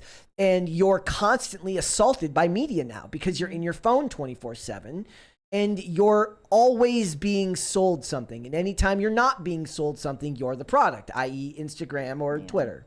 Now what we're getting assaulted with is Kathy Griffin's sob story. That is true. We are going to we're going to have to deal with Kathy Griffin being an absolute menace for years and now wanting you to feel bad for her, ladies and gentlemen. Kathy Griffin says that she has complex PTSD and suffers 8-hour-long panic attacks. Well, that is very sad, Miss Griffin. If I didn't hear you threaten people or suggest that the death of other people would be a good thing, I'd almost have an ounce of compassion for you, but I don't. I struggle with this because I do have the inclination to always feel a bit of empathy for somebody in this type of situation. But then I look back at the old tweets and the posts and I'm like, if you can't take what you dish out, I got nothing for you. Yeah. Do you want to show her TikTok? She's been posting TikToks recently, to explain here. about her experience getting diagnosed with PTSD and anxiety attacks. And okay, this one? Yeah. Okay. Yeah. TikTok, let's talk about it then. Let's talk about PTSD. Never talked about it publicly. I think this is the place to do it because I've seen a lot of videos about it and stuff. Anyway, this is going to sound whatever. You can laugh or whatever, but I've been diagnosed with complex PTSD. We're not going to laugh at you at all. We're going to judge you because of your past behavior. And it's, they call it an extreme case. So I would love to hear from you guys about those of you that have. Feed the dogs with me? Yeah, I'll feed the dogs. Like, that She's helps me to so get up human. and feed the dogs. Anyway, I'd love to hear from you guys about depression or anxiety or stuff like that. How you cope. If any, She doesn't read a single comment written to her by some nobody. She does, though. I've Does she? seen her talking to people in the comment section. Okay, I'm wrong. Okay. But it's you know my like story, So she was having back and forth with them. she's like arguing you'll with understand them. that this. Okay, she's fighting with them. Yeah, like some people were saying, like, look, celebrities aren't welcome on TikTok. This is your cue to leave. This really I mean, that's not really addressing her concerns, I guess. started for me about 5.5 years ago. Wink. You know, and the cancer didn't help. All right, I look forward to reading the comments. How can somebody who's been through something that serious be so flippant about the lives of other people? I think that she wants to have it both ways. So she wants to be a shock jock. As her TikTok bio says, she wants to be the mayor of Zero Fucksville. And she wants to be the a-hole comedian. You don't get to but be both. at the same time, get to have an unlimited supply of sympathy when she starts the corny mental health conversation. Yeah. And I'm going to call it corny because none of it has ever accomplished anything, except for self-pitying. But here's the thing. I've talked about this stuff endlessly on my social media. And I do think it's important to at least be open with yourself about what you're going through. But I'm not extrapolating that to other people. But I'm also willing to have an honest conversation about what she's going through here. Nothing in the way of her previous discussions have ever been looking to reach some type of understanding with other people. It's always been about emotional response and shocking content. Right. So she gets no leeway.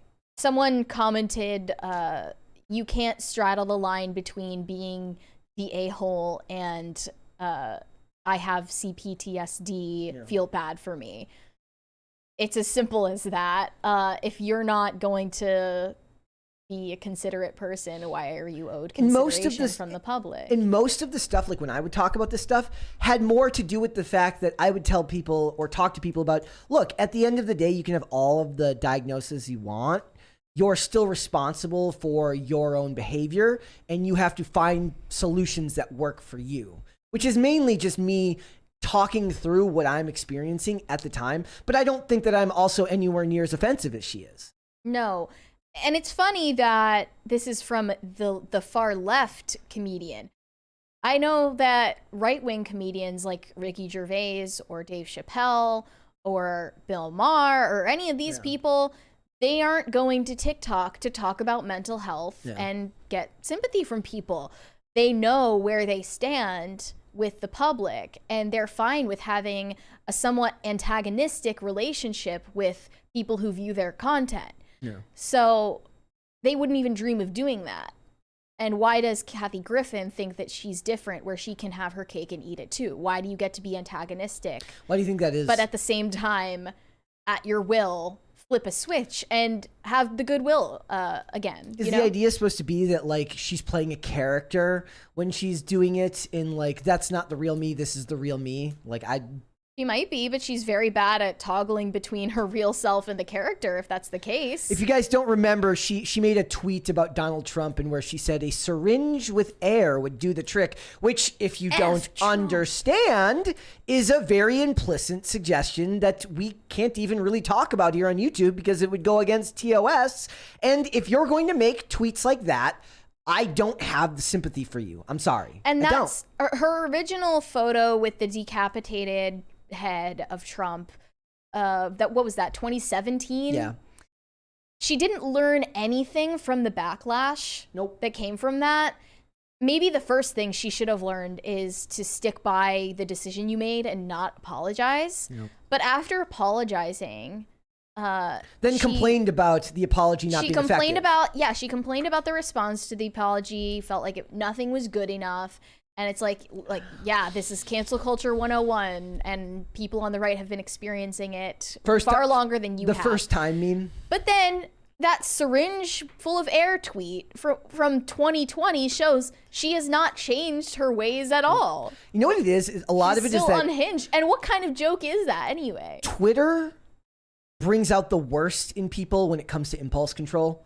Meaning, like, a lot of the podcasts that I love, like the wrestling podcast that I love, does like a roundup where like he talks about like stuff that wrestlers have tweeted throughout the week, right?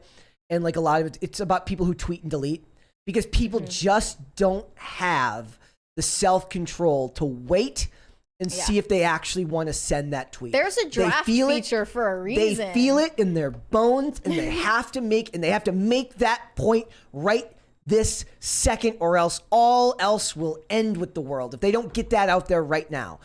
What they need to learn is, it's kind of like that old saying, it's like if you're going to write somebody an angry letter, wait a week to send it to see if you still feel the same way.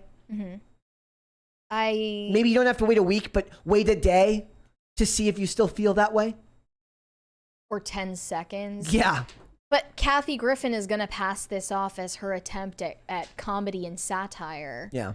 And it's like, even if that was your attempt at comedy, your comedy sucks. Your sense of humor doesn't resonate with people, and you should adapt accordingly if this is what you're calling a profession. And saying that you're doing this for the good of others is a blatant lie. I'm sorry. It's a blatant lie. I don't believe for a second she gives a crap about the good of other people. DACA recipients, use me as a human shield. Look, I don't, and she also mentions addiction. She mentions addiction, and she talks about that. She mentioned addiction in the article. I didn't see that in any of her TikToks, but I don't know if it's related to the anxiety that she was talking about. She'd gone on about Civil War and how everybody going back and forth about Republicans and Democrats going on about Civil War. But she had mentioned, she says she told NBC Nighttime in 2021 that she struggled with drug addiction and contemplated sewer slide, as you would say, following the intense backlash from her 2017 photo shoot with the Donald Trump head. Okay, so she has and I would not wish addiction or withdrawal on my worst enemy, and she's certainly not important enough to ever be my worst enemy if I was to have such a thing. And I wouldn't wish that on anyone, but you can't realistically expect the public to not to have much sympathy for you when you haven't made yourself a sympathetic person. No comedians on the right side of the aisle or the anti-woke side of the aisle would ever say something or do a stunt as graphic against Joe Biden, because it's not a joke. Yeah. What she was doing was an incitement. Yeah. It's as clear as day, or maybe her sense of humor is just that bad.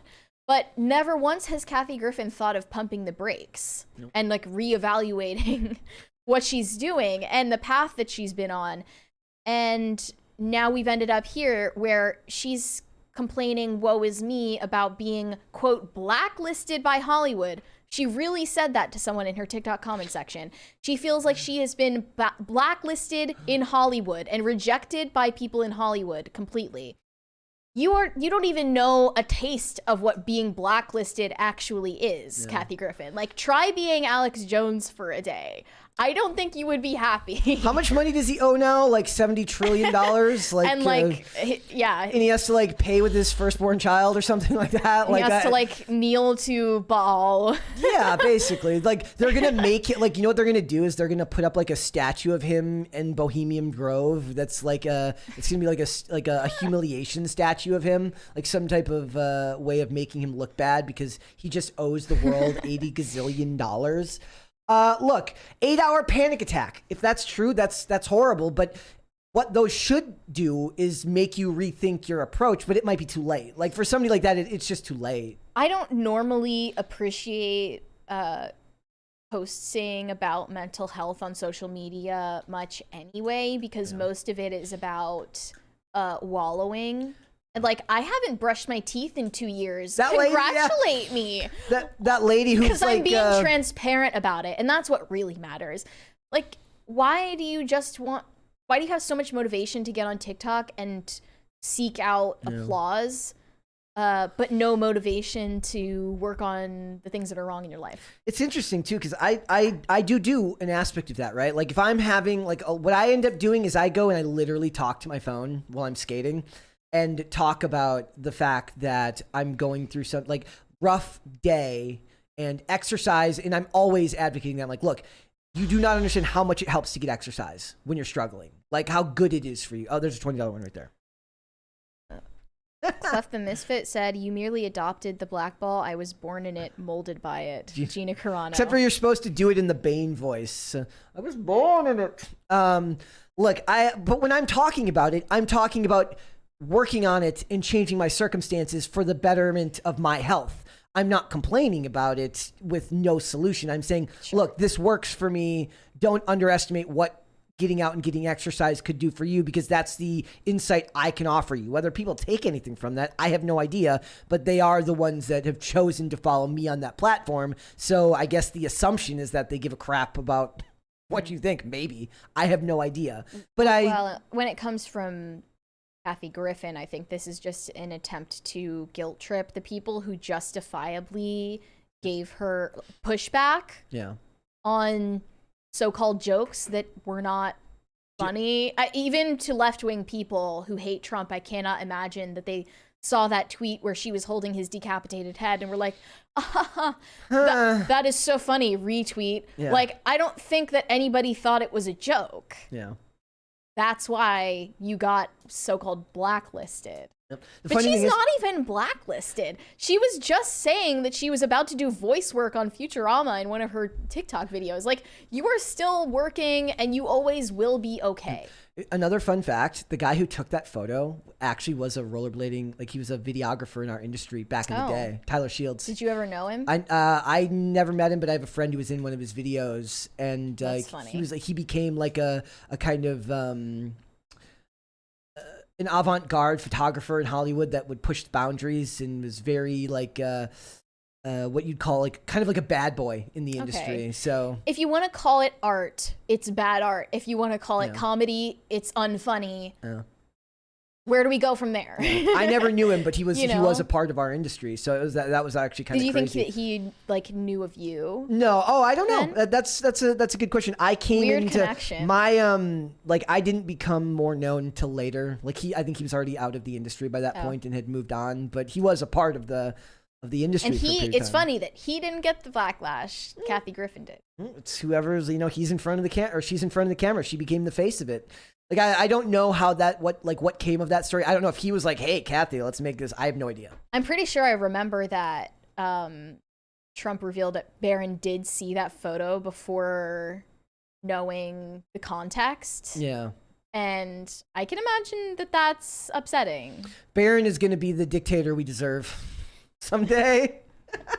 I'm telling you, he's gonna ascend to a level of like elite power because he's gonna have all this rage built up from how horribly he's been treated by the media. Like, imagine being like him and having everyone be like, we need to protect children, we need this and we need that, and like he's just over here like nobody gives a crap. Like the Obama's kids are out of bounds. You can't talk about Barack and Michelle's kids, but then he's like, you certainly have no problem dragging me. So, all right, we got a couple of super chats there, and then we got more. Sketch Therapy said Brett did great last night. More Brett and Mary on IRL. Yes, that would be that. I had fun last night, and I'm hoping that we can get Xavier on Pop Culture Crisis. He said that he is in fact a fan of pop culture, and that he may want to come out here and do the show. So that would be very fun. Cloudroth said, my girlfriend has a friend that constantly fakes vacations by posting old pictures. It's so weird. Her friends and family all see it. Wait, okay. So what? so she doesn't post them with the typical "take me back." She posts them and says, "I'm in Cabo," and it's like, and she's wearing like a shirt from like 2 years before. Like there's like a UFC match from like 2 years earlier on the TV in the background or something. Like I need to know. That's really weird. Like, does she pass them off as new, or does she just say, "Oh my gosh, I miss being in"? If you put the location in the tag- post and you don't put a caption on the photo, people might assume you're there, but it's not explicit, so you have a plausible. Does she tag or like deniability. Throwback Thursday or Flashback Friday? That's important. Does she, if she posts them on Thursday and Fridays, maybe she's like double timing you by saying like, I posted it on Thursday, but she doesn't tag Throwback Thursday. She's like tricking you into thinking it was a throwback, but she wants to trick you into thinking it's new. Even then, everyone knows that vacations aren't all they're cracked up to be. Because of You get there and you're like, okay. because of what now? skating, I've literally like almost never been out I've traveled tons of places, but it's always been technically for work because Can you're you going list there. the countries you've been to? Yeah, but I mean, not a ton of. I've been to Spain. I've been to the UK. I've been to Portugal. A couple other Okay. places, but like never to just go there and Hang out. You're there Yeah. to work in a way. It still it doesn't feel like work because you want to be doing what you're doing, but there's still an itinerary and there's still things you have to do. I've never just like flown somewhere as an adult and been like, okay, so what are we gonna do? Like that's actually kind of foreign to me. I don't think most people. I'm pretty sure it's still Yeah, but a they plan. majority. But A they majority plan of U.S. stuff. citizens don't even have a passport. But they plan, like when they do go on vacations, Yeah. they plan. They're like, we're going to go to this museum. We're going to go visit this place. We're going to go to this historical district. Like maybe I'll do that again. Maybe I'll do that someday. We did, like I went on a couple of vacations as a kid, but not a ton. We had a member of our family, not my direct family, but like a member of our extended family owned a cabin in Wisconsin. That was like what we did in the summers. At Sote, I don't know how to say that. Sorry. Said, just got back from seeing Nefarious while it was still in AMC. It was a solid 8 out of 10 movie. When it was nearing the end, I was feeling physically ill. Yeah, that is where Sean Patrick Flannery really starts to shine. Like, in my opinion, when they bring him into the right before he's about to have his last meal, or like when he wants to have his last meal, that's when it really kicks into high gear, and I think he does his best work. But the scenes between him and the lawyer or whatever are really, really good. Was it scary? No, it's not scary. There's parts that are a little bit the parts where he's like going back and forth between his personality. The one I explained yesterday about the last meal, that was just kind of heartbreaking and sad. Okay. But it's not what I would think of as scary. The very ending scene is supposed to be scary, but I thought it was good. It was a good little sharp ending. Porco Rosso forever said John Legend is aggressively mediocre. Don't get it. I like the term. Aggressively mediocre is a fantastic term. Wasn't he like elected sexiest man of the year one year? Yeah. That's bizarre. Yep.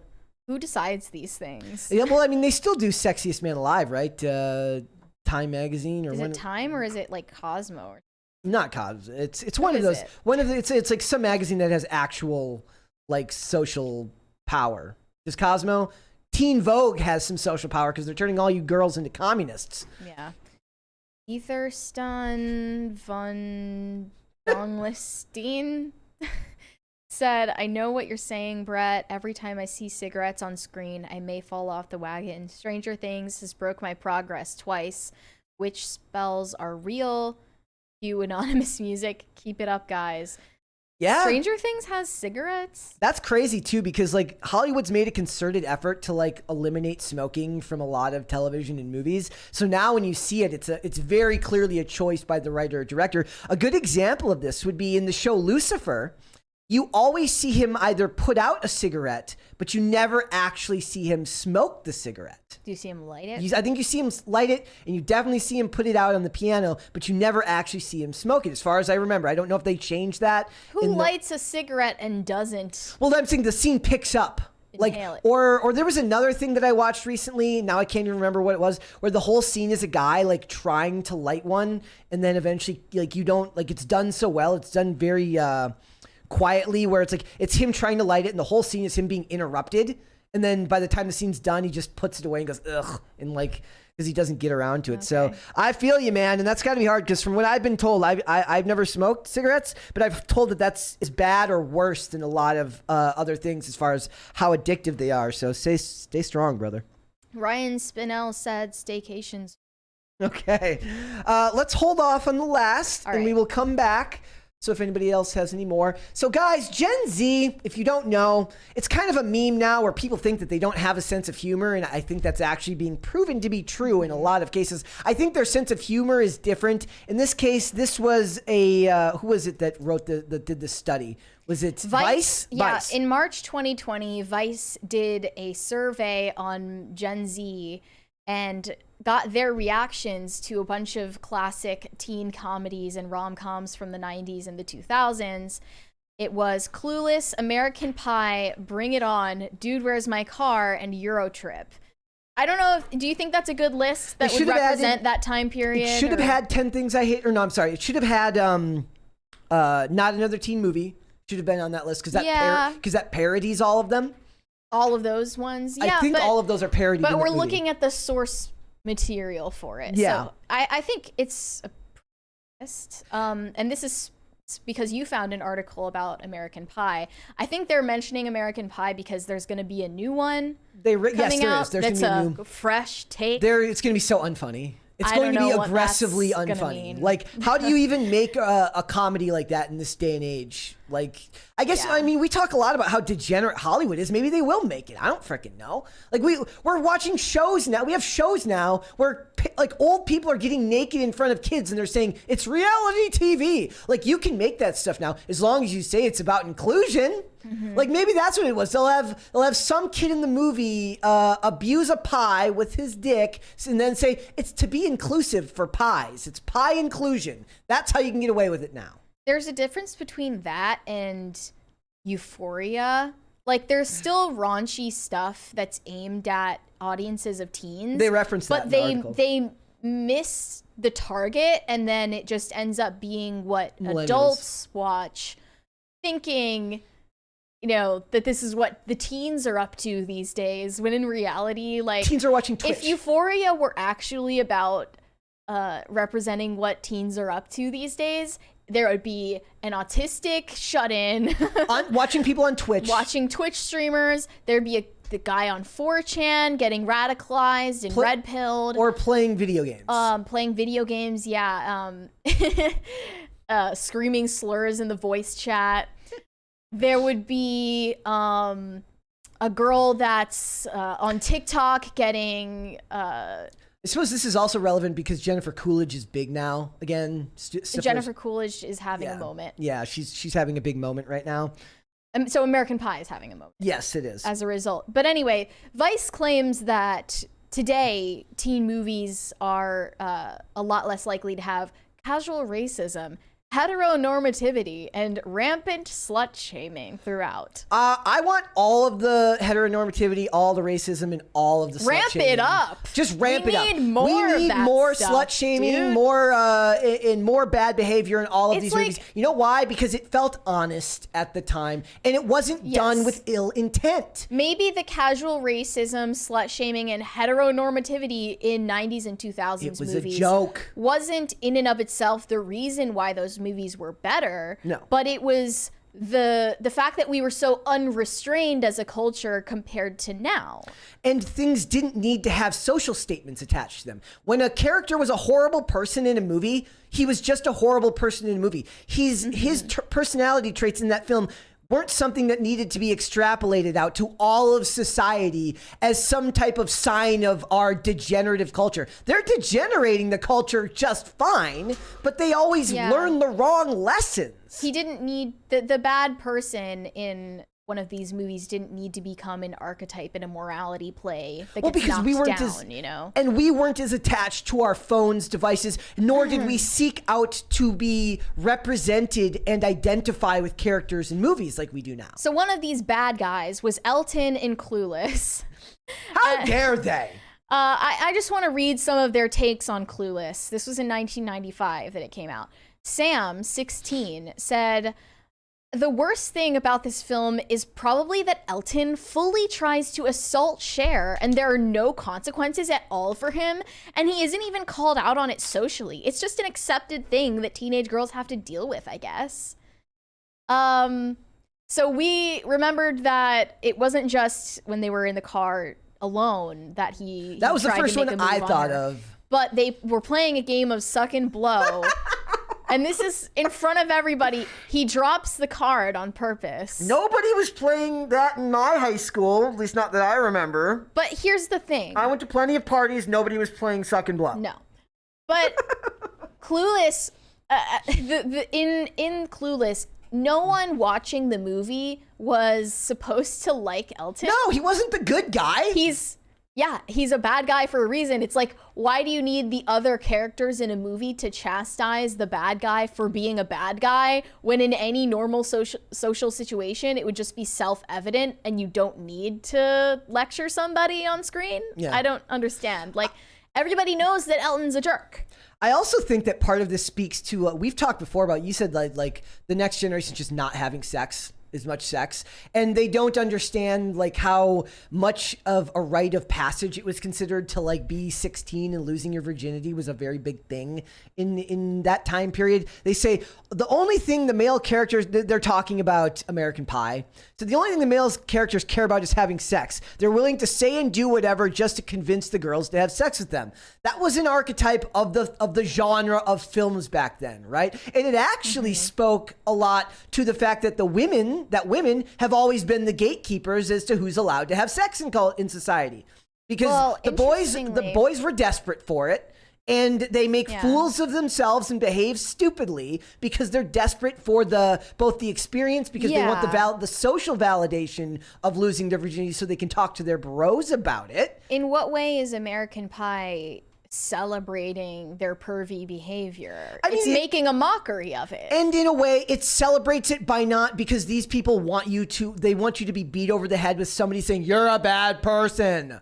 Like, they need to be spoon-fed the answer. Very weird. They're also kids. It's a very weird Their frontal reaction. lobes are not yet fully developed. But teens in the 2000s watched this and didn't think. No, I'm saying the kids in the movie are not full-grown adults. They're kids. Their brains are the size of peas. Of peas. They basically have something small, gumball-sized brains that have not yet fully developed, and they're teenage boys. They're constantly horny. It's just more realistic to. It's a hyperbolic interpretation of what it's like to be a teen.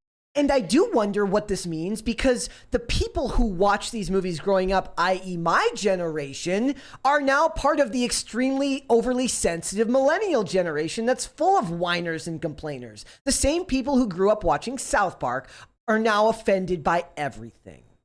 Yeah, it's a huge cope, because what people did before the internet, they do not want anyone on the internet to recall or remember. Entertainment was an exaggerated escape from your daily life where you met interesting and often over-the-top characters that were not supposed to accurately reflect or represent the real world. Just go look at the size of this. Like, my favorite thing about Buffy the Vampire Slayer, they're never in class. Ever. It's not supposed to be an accurate representation of school or kids or anything like that. It's supposed to be over the top. One of the comments said, it's bordering on incel attitudes, the way that the guys in this film think that they deserve sex, and how they seem to think that that's all women are good for, rather than wanting a loving relationship with somebody they respect. Sorry, what 16-year-old boy is thinking about finding a serious, loving relationship with someone they respect? They're not. They're children. They're thinking, like, they're 16. He's literally thinking about nothing but having sex. He does not care. It's just like, I don't understand the worldview of someone coming out of a movie like it's supposed to tell them what to think. Because that's why entertainment has been dumbed down. Now that's what they want. They want to be told what to think by the media they consume. Hannah, 17, said, the film doesn't even question the morality of filming this foreign exchange student without her knowledge. It makes it seem like a joke. Oh, really? The comedy movie makes something seem like a joke? Crazy. And that the dudes are all, quote, legends for getting the plan to work. It's a huge violation of privacy and definitely a sexual offense. These people must be so much fun at parties. Like, The Zoomers don't go to parties. I'm not saying Zoomers don't go to parties. I'm saying statistically, it's proven that Gen Z is socializing outside of the house less. It's the same They're driving people. less. They're getting their driver's licenses way later than millennials and previous generations. That was another rite of passage. When you turned 16, you went and got your license. They're hooking up less. They're partying less. These it's are a fact. the same people. These are the same people who, when somebody says they want a monkey, they're like, "You don't actually want to own a monkey. They're horrible. They do all these bad things. They pick up their crap and they throw it everywhere." Like, I don't care, dude. I'm being half sarcastic when that was actually a Dane Cook bit back in the day where he goes all those reasons. That's exactly why I want a monkey. Like, it's like nobody actually is saying that as if it's a viable option for them to actually get a monkey. Nobody watching the dudes film the girl are saying that they tacitly support that. Yeah. It's a movie, you freaking weirdo. Moving on to Bring It On. Sam, 16, said, "I think it's quite funny how the rival cheerleading team call out how stealing their cheers is cultural appropriation by saying that a white girl couldn't have come up with them. It's a shame that they lose in the end and the team, which is mainly white people, get away with cheating. But maybe that's realistic." Why does this need to be a narrative about cultural appropriation and racism? Because they can't have fun. When in reality, it was a comedy that makes light of racial differences. What it is? It's because we've given names and labels and terms to everything like this. Like when she talks about that, she labels it cultural appropriation or racism. When she says it's problematic and it's definitely a incel attitude or a sexual offense, they found ways to label, categorize, and collate all of these messy human ideals and messy human situations. Equality. Yes. Cultural appropriation, racism, sexism, heteronormativity. No, it's not in there anywhere. All of this stuff. Fun or happiness or joy. None of it was labeled in the 90s or 2000s. No, it wasn't. And I'm not saying it wasn't acknowledged. Those phenomenon, like, those were the subject of the jokes. That's really funny because now I'm thinking about Clueless, about the scene where she's talking, where she's like, you hear her monologuing in voiceover and talking about like high school boys, and the guy just like runs up to her and like tries to make out with her, and she goes, "Oh, as if." Like, in their mind, she goes to the principal, she reports him, he gets arrested for sexual assault, rather than her just going, "Oh, disgusting," as then if someone writes a hit piece about him. That's not a movie. He's impoverished for life. That's not a movie. He dies in a box under a bridge because he was stoned at school. And can I be offended? Because skaters in all of those movies are always portrayed as stoners. Unfairly stereotyped. I did not smoke weed in high school. Like, am I allowed to be offended? That's another thing they said about Clueless, is that it's harmful to teenagers to make them feel like they have to fit into strict categories that they can't date or socialize outside of them. Nobody's making you feel that but yourself, weirdo. They've stereotyped school social groups like jocks and stoners. The fact is, stereotypes exist because they for a are reason. Real. They are social shortcuts to help you identify groups. They exist for a reason. And even if you don't acknowledge them, you definitely live your life acknowledging them non-verbally. And in the world of film, you have to rely on things like that because they're visual shortcuts to explain groups of people and explain ideas more clearly. Yeah. It actually serves a purpose. To them, this is why they think that every character should be treated like a main character. Like, when somebody comes in, like one of my favorite tropes in TV is whenever the police officer asks for the science character to explain something and then cuts him off and says, "Never mind, I don't care about your explanation." In their mind, they should stop and just listen to this dude drone for 4.5 hours because he needs to be seen, heard, and validated. That's not how the world works, and that's not how storytelling works, you weirdos. Taylor, 16, on Bring It On, said they use a lot of homophobic and sexist language throughout this film. Fantastic. Like, the girls are always calling each other sluts and whores, and everybody keeps throwing around words like beep and beep. I think there's a bit where one of the main female characters, who is supposed to be one of the good ones, asks if one of the guys can speak beep. Wait, did she just say one of the good ones? That's, as far as I'm concerned, that's not appropriate either, young lady. It's really disappointing because the film is okay otherwise. What would Bring It On be without offensive language, though? It wouldn't be. In this hypothetical reality. Have you ever seen Not Another Teen Movie? Yeah. When he says when the white cheerleaders do the thing where they just basically copy the entire dance. Yes. They say, we're black, we know it, and then they all say the N-word. Yes. It's a satire. Yeah. You freaking, why are these people like these? I do worry sometimes. I give millennials more crap because I do feel like millennials were raised with enough common sense and room to think for themselves in these movies that they shouldn't have the oversensitivity that they have now. I actually understand where Gen Z comes from because now millennials are sitting there being offended by everything, and that informs how Gen Z is behaving. Yeah, probably. I also saw a comment about Bring It On from 19-year-old Daisy. She said, the cheerleaders are stereotyped as airheads just because they do cheerleading.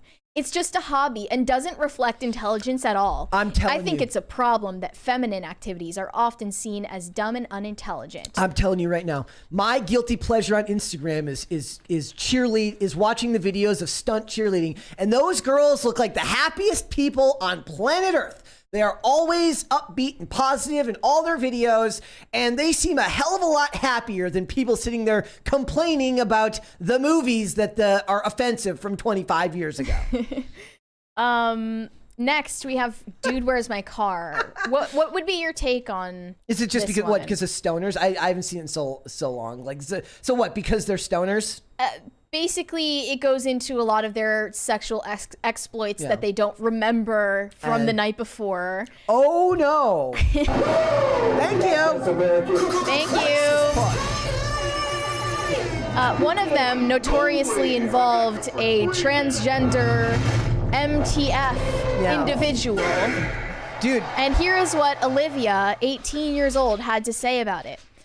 The worst part is when Jesse gets a lap dance from a stripper who turns out to be a trans woman, or as they joke in the film, quote, a gender-challenged male. No and that. And Jesse freaks out and starts wiping his tongue because he kissed her and lifts up her skirt to see her bulge. I wonder it if... plays on stereotypes of trans people as sex workers and thieves and legitimizes cis male transphobia. It's so disgusting, and I hope it wouldn't have gotten made if it was written today. Finkel is Einhorn. Einhorn is Finkel.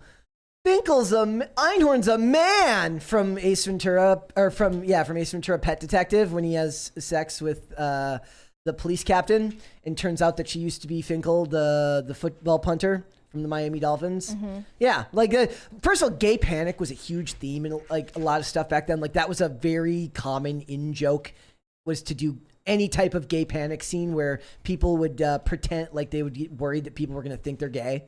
Yeah, Eurotrip has an incest panic scene as well, where the brother and sister in the movie make out with each other in a dark club, and then they realize what just happened.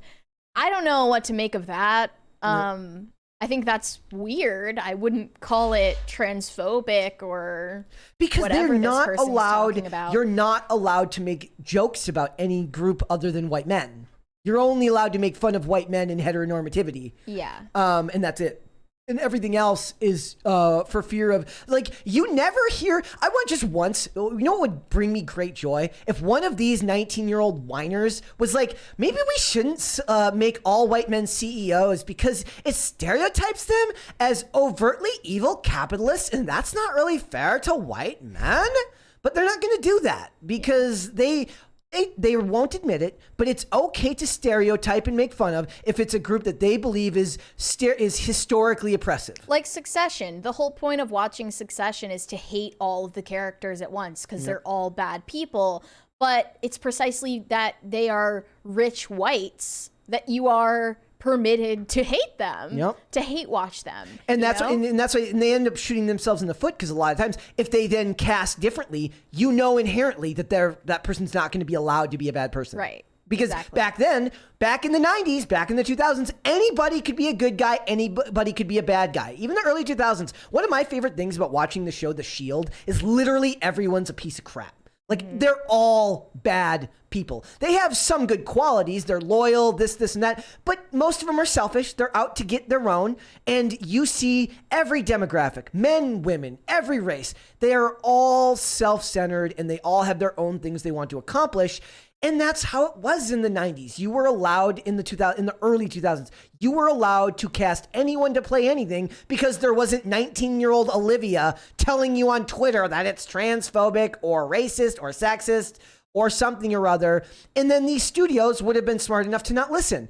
Likely there would have been middle-aged housewives writing letters to these studios, or the religious moms would have been writing letter writing campaigns to these places, and they would have ignored them, rightfully. The difference is back then, the people that ran these studios felt that they were in the right and that the moms from the religious groups were in the wrong. Now they believe that the people writing them the letters and complaining about this stuff, the Marxists, are right. Therefore, they will back out and step down and not make the content that people actually want.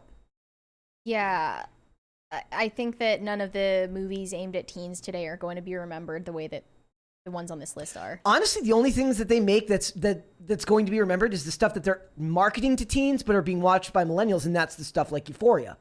That stuff might get remembered, but it's going to be remembered because it's raunchy. You know what's funny about that is when they were doing the casting process for Euphoria, it was very weird. They cast a wide net, and the strategy was they asked each person auditioning to talk about the most traumatic or dark thing that ever happened to them. They didn't have to read a script. They weren't performing anything. Yeah. They had to convincingly tell a real traumatic event that happened to them so that they could find someone who had real traumatic experiences to draw upon for their performance. Isn't that sick? Why is everything about trauma to Gen Z? And why is that the only way that they can be supposedly related to? It's why the Hollywood's become so obsessed with like giving characters backstories, similar backstories to the actor, because it allows them to better access their... yeah, but it just means that you're not acting as good at acting as you should be, you know? It's like when it's like we've done a couple of segments where we talk about the actors who make fun of people who do method acting, because they're like, it's a job, dude.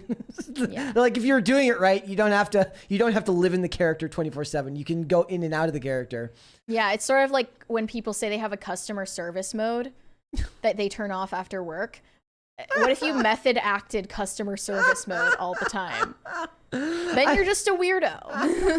I was listening to the Christian Bale blow up the other day because I was planning out future crisis parties, and I'm listening to it, and it's very much the exact scene where it's like daddy just hit mommy at the dinner table and now everyone's got to keep eating.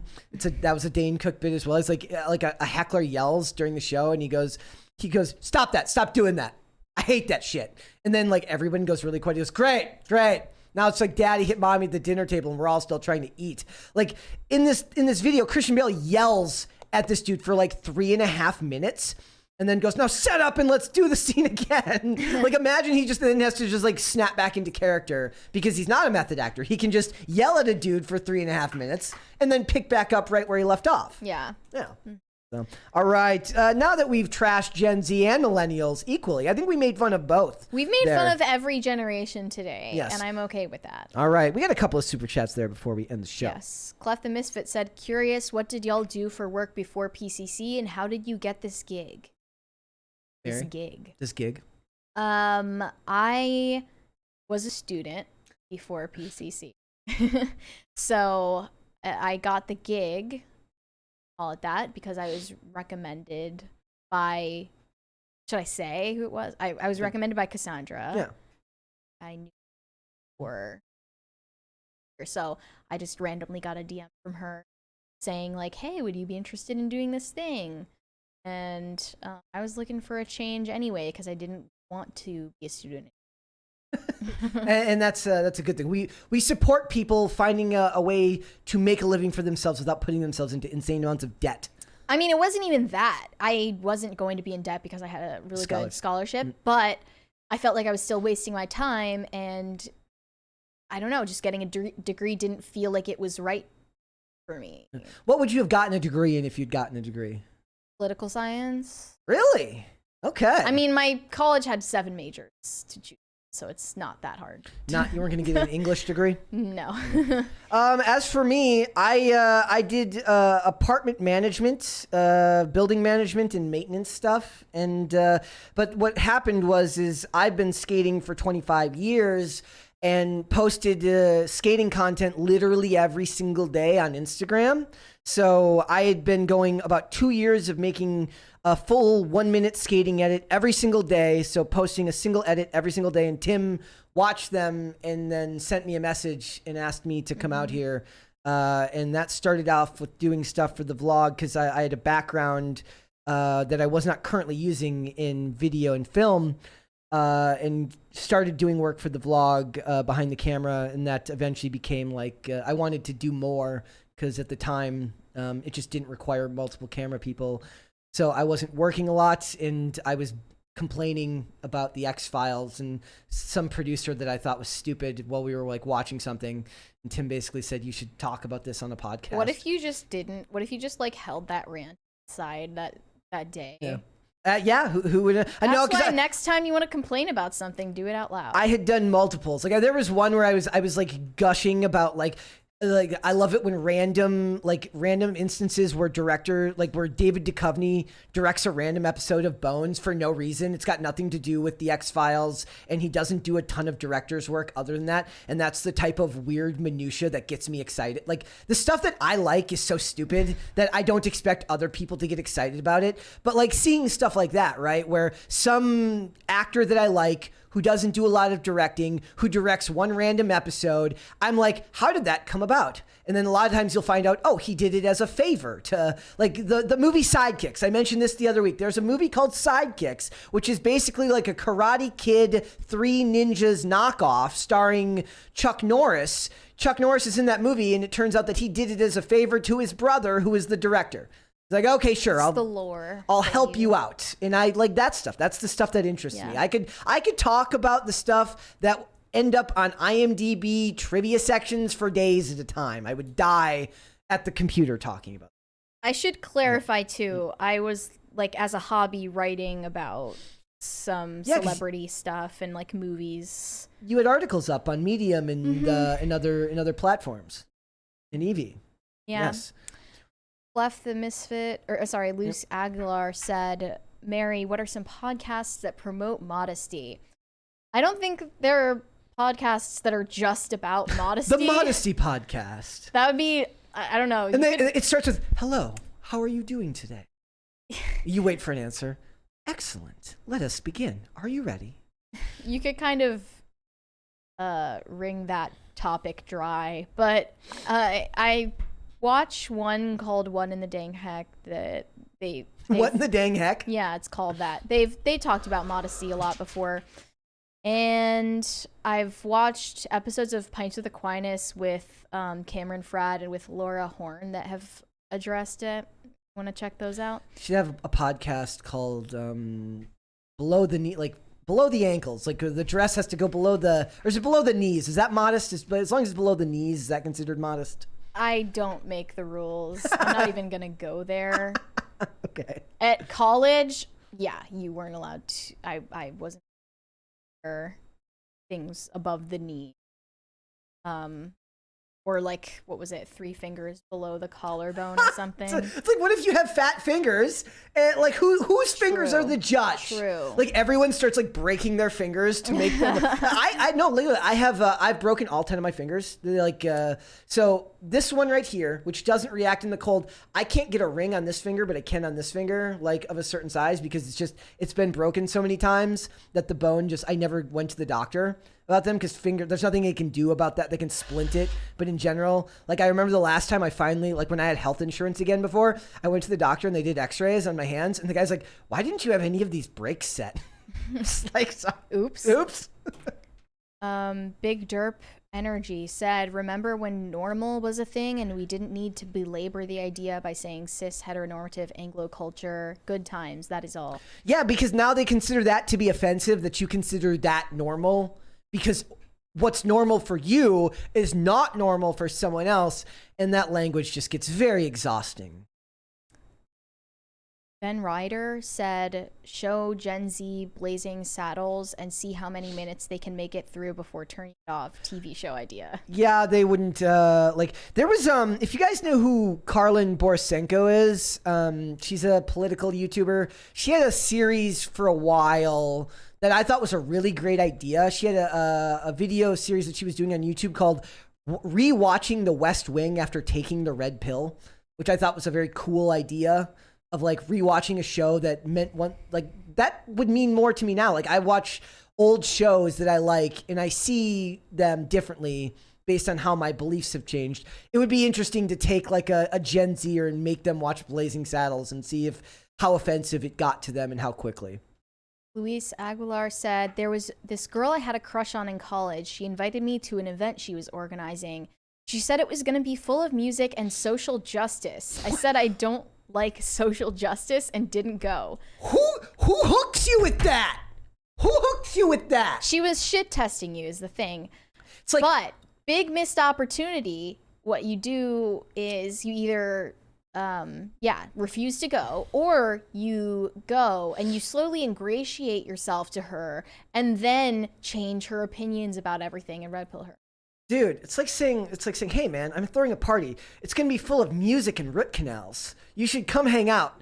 Like we've got a dentist. He's gonna come in and he's gonna drill down into your gums while talking to you, mind you, because they always talk to you when you're doing it, and you're like, like you're gonna have to go there, and they're gonna be like, it's gonna be so much fun. We're gonna listen to Ariana Grande and Lana Del Rey, and we're gonna get root canals. It's gonna be so great.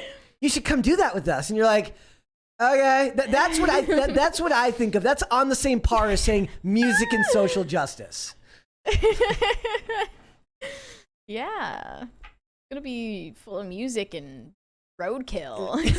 We're gonna feed you dead raccoons and listen to music. It's gonna be great. Big Derp Energy said, MTF, man that's faking, that is all. Okay. So true, King. Grazer said, topic, Jonathan Majors, I can't. Grace Randolph, she broke suspension of disbelief. She was semi cute begging for Jonathan Majors, baby, like, okay. Now disowned herself. I mean, I used to watch some of Grace Randolph's content back in the day. Like I know, like she's not sure what this super chat is like. I can't really, I don't know what her take is on Jonathan Majors, so I can't really distinguish what you're saying here. But I loved her voice. She's got a very distinct voice. A lot of people hate her voice. I love her voice. It's good to have a distinctive voice. But she's she's also like a super far, leftist type person as well. Like, that sucks. Clarnell said, Hail Brett, Marion, my fellow crisis actors. Let it be known that I'm still on my quest to provide quality PCC Twitter memes. Anyone who would like to take on this journey with me, use hashtag PCC meme. Yes. Also remember to use hashtag PCC pets if you want to and tag me in it. There were actually some PCC pets that were tagged from like 2018 that obviously aren't. What were those? We could pull that up right now. Actually, we could look at that before we. Who was using hashtag PCC pets before this? Somebody was using it before us. It was a thing. So let's go down here. I wonder what PCC stood for back then. This is from 2019. It's from PCC Network Solutions. So that was like a Twitter page in Chatsworth, California. I can put it on screen here. And it just says they're not following anyone you're following. Go figure. But this person here says, no, we're going to use that one for tomorrow.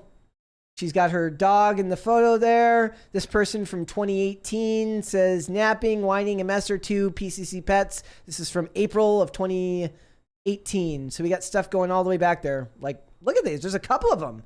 We could just use their pets. PCC exists outside of time. Yes, it is. We'll go on. But anyway, yes. I am expecting real impressive meme output on both the subreddit, if you use Reddit at all, and Twitter, hashtag PCC meme review, if you want us to review your meme or edit or whatever on the next one. And I don't know when it will be, so stop asking. It's gonna be when we have good memes.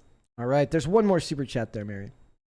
Who's it from? Dr. Certifiable? Yeah. Said 10 broken fingers story, please. It's not like they were all broken at once. I've just been skating for 25 years, and broken fingers tend to And happen. shit happens. Yeah. So I've been very lucky. The only severely broken bone I've had was my collarbone, and that was when I played hockey. Everything else I've had have been really bad torn ligaments, which are actually in a lot of ways worse because the time for healing is a lot different. And like when you break a bone, you know roughly how long it's going to take to heal. But when you tear ligaments and stuff, the recovery time is far, far different and a lot harder to pin down. So I've had cases where I was off my ankle for 2 to 3 months, 3 to 4 months, and then immediately re-injured it. Like, think you're good, think you're ready to go, and then immediately re-injured it. Lost like a whole summer to that. So I've got all sorts of, I have an entire folder on my phone of nothing but photos of me injured, which makes me think that my friends hated me because they love to take pictures. Like, I have pictures like just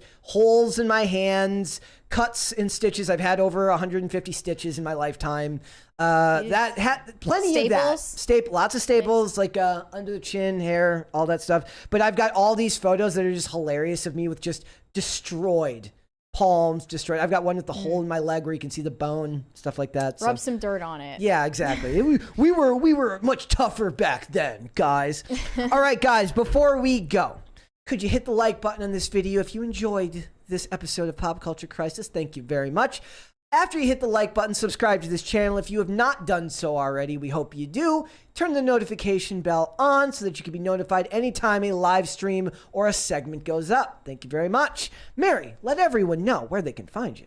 Sure. You can send me validation on Instagram at Mary Archived, or send me hate on Twitter.